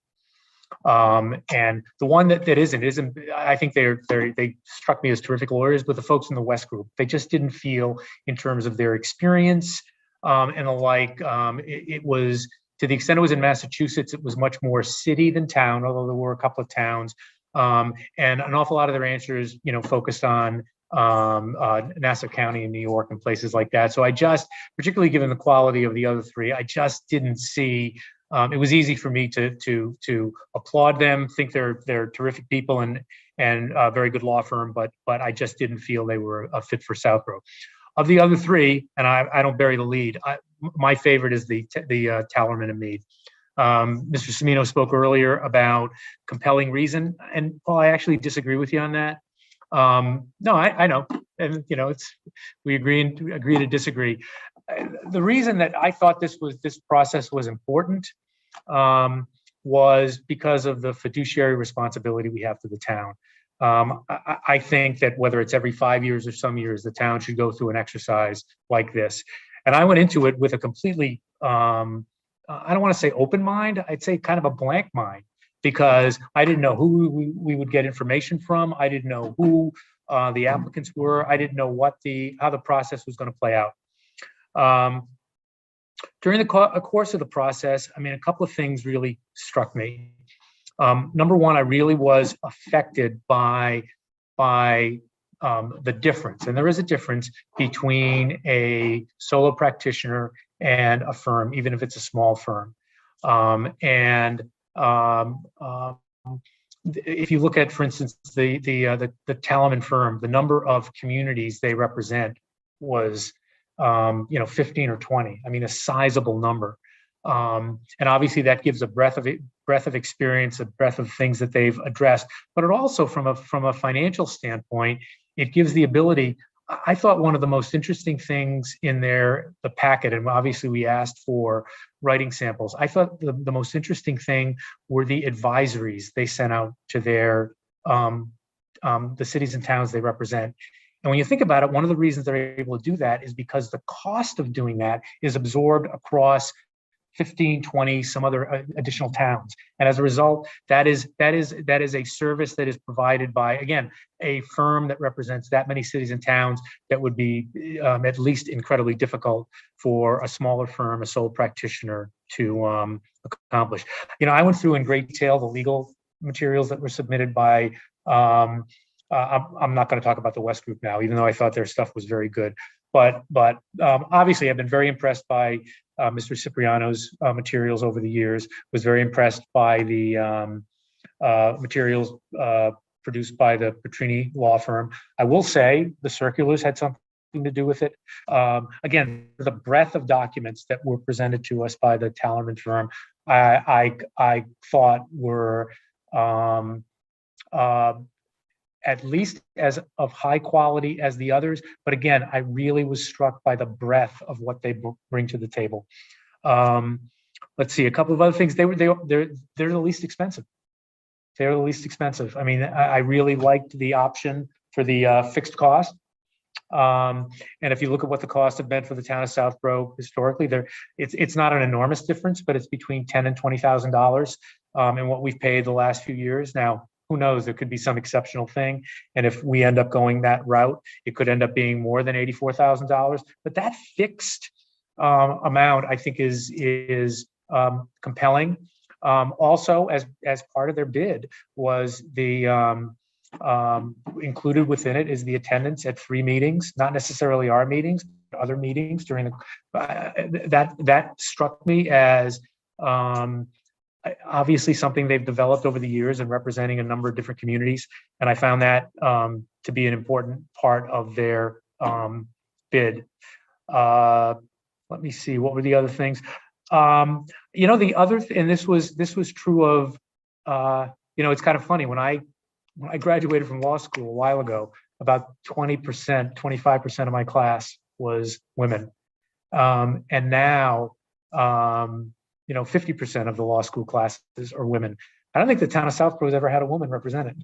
And it was very interesting that both for Tallerman and for Petrini, that one of the councils who would be involved in representing the town of Southborough would be a woman. And again, that's not a reason to pick the firm, but it is a 2021, and it was nice to see. So across the board, I thought that again, from a financial standpoint, they are the least expensive. I think they provide, their bid provided services that are beyond what were represented in the materials by the other firms. Again, their legal quality was at par, at least, with the other 2 firms I've talked about, and I was really struck. I have to assume that it's because of the number of communities that they represent, by the breadth of the materials that they submitted. So that's where I come down. Again, I would be comfortable with all 3, but my first choice is the Tallerman Mead firm. So. Thank you, Marty. Sam? Yeah, I agree with a lot of what you have to say, Marty. I think that the West group, again, seemed to me to be not quite local enough, if you will, in terms of familiarity with our world here, and the individuals seem to be more focused on other types of law than sort of broad municipal law. So that just didn't seem to me to be a good fit. Of the others, I actually was interested in and struck by the difference in answers to the questions, in the sense that I was disappointed that in many cases, they didn't seem to answer the questions directly. They talked about things that were sort of related to it, but didn't answer. And I came down, Petrini was #1 on my list. I thought that Chris Petrini was the most articulate of the people that we'd heard. And seemed to me that they, again, were focused on municipal law, the kind of things that we run into frequently. I agree with your point that Tallerman had a good breadth in terms of the advisories. I think those are very helpful. But again, in terms of a group that I thought did a better job of focusing on the answers to the questions that we asked, and not sort of veering off into more vague generalities that weren't as much directly on point, is the kind of thing that I'm looking for when I hire an attorney. Is I want somebody who listens and who answers the questions that I ask. I was concerned that Petrini seemed to be more expensive than Tallerman, but they also left the door open to negotiate on price. We asked them about, do you offer a fixed fee approach, and they said they're willing to discuss that. So again, I think that we've got some good choices to make here, and I think that the firm approach to me gives a better breadth of coverage that I think serves the people of Southborough more effectively than the sole practitioner can afford to do, frankly. So again, I think agree that Tallerman is a strong contender, but they were second on my list to Petrini law. All right, thank you, Sam. Actually, Chelsea, if you don't mind, I'll go next. Only Yeah. because I've been on the board longer, so. Go for it. So I had an interesting perspective on this. I was away and I participated by phone because there was no internet where I was at in the Smoky Mountains. So I found it very interesting. There were no distractions or other answers to questions. I felt I specifically didn't go back and watch it in person because I found great value in just the answers to the questions. So I felt some of the answers from all of them were boilerplate and somewhat what I expected them to be. But again, if you're asking firms kind of the same questions, sometimes you do get that. I was looking for somebody to kind of stand out. West, I agree, was not in my top 4. I had Petrini as third on my list, Sam. So, and again, I thought there was a lot of, they made a lot of interesting comments. And when I went back, some of the things they talked about was they had no developer interest, so there was less chance of any crossover. And I appreciated that. I appreciated that they were generally paperless. While clearly they were competent, they just didn't stand out to me with their responses. I actually took less notes based on the conversations with that. So I also felt that the marijuana and the sewer references were not necessarily relevant to here in Southborough. So, well, I appreciated it. And with West, just to touch on that as well, I appreciated a lot of what they said. I had some of the same concerns, Marty, that you expressed of covering multiple states. There's less likely of a local component. And one of the things that was important to me too, as I went through this process was, I think understanding the town is an important factor, and having some level of personability, I guess, and is important. So on my list, and I will explain why and why I didn't choose my number 2, because I think as I sit here on the board, it was important to explain that. So on my list for number 2, I actually had the current town council. And why I had him as number 2 on my list, and again, I think it's important because I've sat here longer than anybody on the board. I think that there's a 7 to 10 day window for legal decisions. And I find in a lot of cases, sometimes that can be problematic. I think some of the things that were mentioned by other firms, council has done. Since I've sat on this board, he has done workshops for planning board, conservation, and ZBA. I thought his interview went well. I just thought when I compared the 2, that special counsel does have an understanding of Southborough based on the work that they've done. We've worked with Adam Costa, and I think he's done a remarkable job on the zoning piece. I was rather impressed with, I think it was Kate that they brought with them. I was rather impressed with her. Maybe because he went first, I appreciated the office hours approach. And, you know, coming in, I think it was three hours or whatever a month just to catch up and see what's going on. I like the availability and the team approach. And I appreciated the benefit of offering a less formal opinion if needed, and to ask on the front side why it was needed to determine what path, speed, and need are sometimes a priority. And I liked, again, unlimited access to council with up to 3 meetings per week, for a month, I'm sorry. So it was really tough because I think council has done a very good job, you know, in the time he's been here. I think, again, I talked about having a little bit of a personal, that piece being important to me, but I think sometimes too, when somebody has been in a position a long time, I think sometimes the lines get blurred between taxpayer and consultant counsel, however you want to say it. And I can just say that in the last few weeks, and I know town council has had a lot going on during that time, but I've been concerned with the tenor of some of the emails that have came across. And so those are some of the things that went into my consideration. I think certainly town council is more than qualified. He's been here a long time. But I think when it comes down to one path, I think Tellerman has a lot of opportunities that I think we could make use of. And again, the cost as well came into play. So I will leave it at that. Chelsea? Thank you.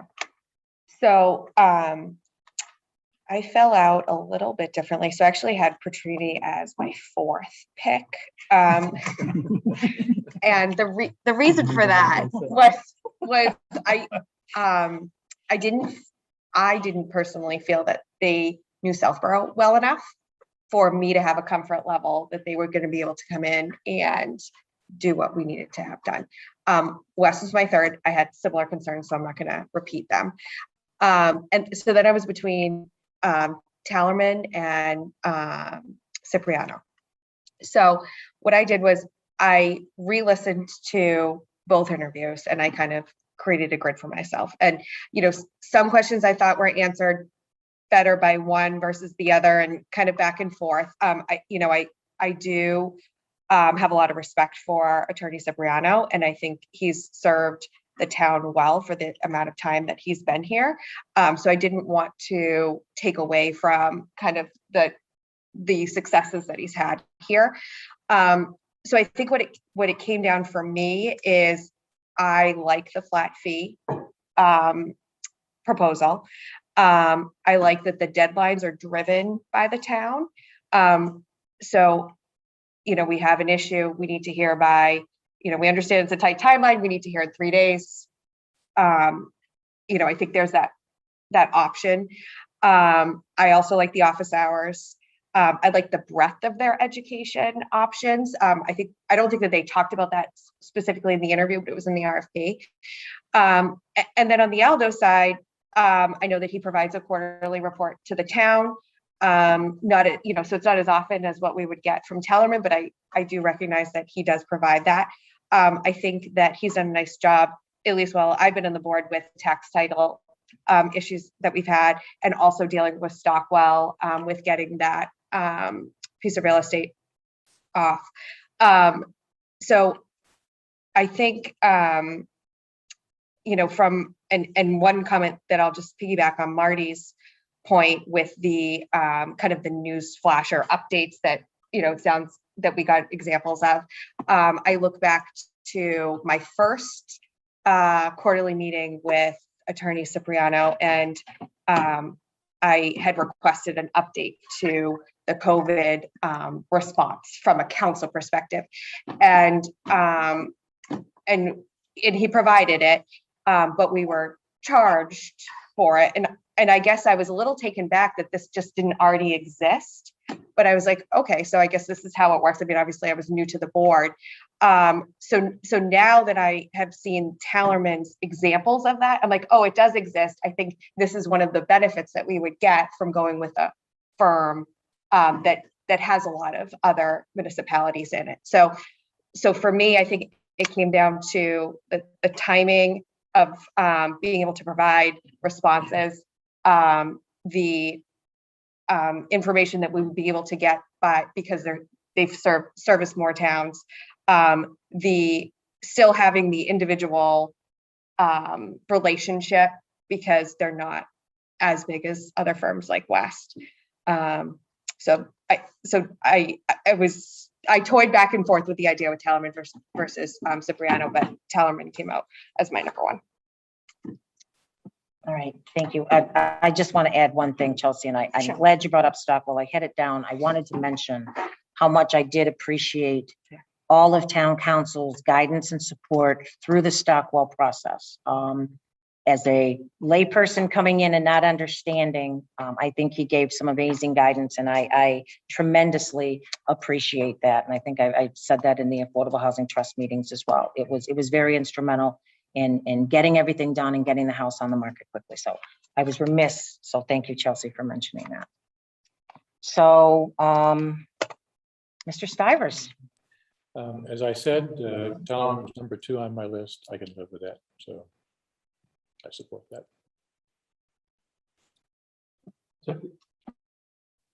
Is that your motion? It's kind of awkward.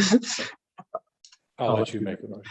Okay, I will move that the town of Southborough appoint as town council for fiscal year 22, beginning July 1. The firm of Tellerman Me under their proposed fee structure A, which is a fixed fee of $84,000 per annum. is there a second? Second. All in favor?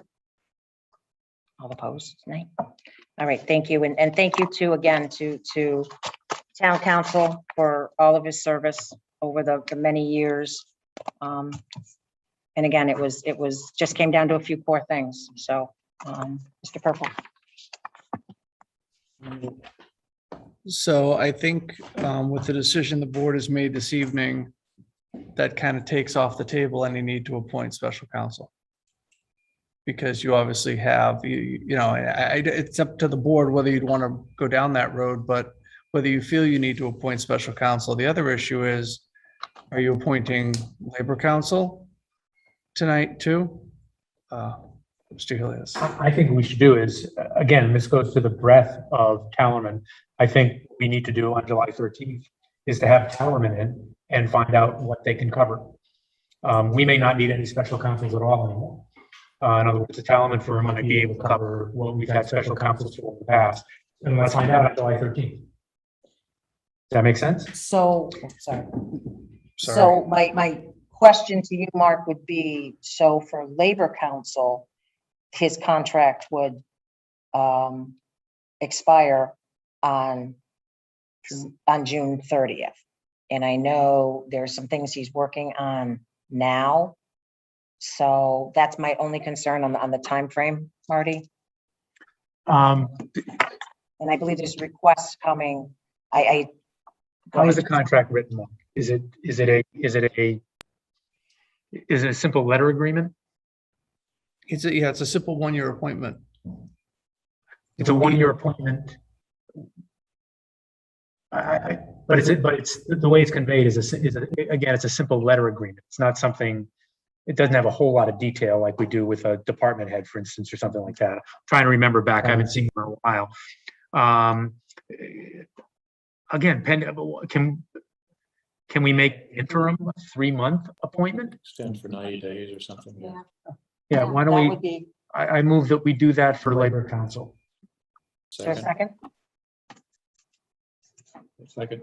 Sorry, Sam, I cut you off. All in favor? Okay. Can I ask a question? Yes. On current litigation or current issues that's outstanding, how do we handle that? Yeah, sure. I think that is something, again, my recommendation is that that's something we talk with Tellerman about on the 13th. And I mean, he's a professional. Mr. Cipriano is a professional. Clients change hands all the time in the legal community. They will communicate between now and the 13th, and presumably Mr. Tellerman will have a proposal for us how to deal with that. There may be some litigation, for instance, where it makes sense just because of the immersion and the status of litigation for Mr. Cipriano to stay involved. Others, if it's early enough, I suspect that Mr. Tellerman will say it's not that complicated for him to step in. But I again, happens all the time. I'm comfortable listening to his recommendation about that. And the two of them have worked effectively together in the past as well, so it's not strangers. Good point, Sam. Okay, Mr. Purple, do you have what you need? Is there a vote on labor? Was that? Apologize. Okay, that being said, public comment.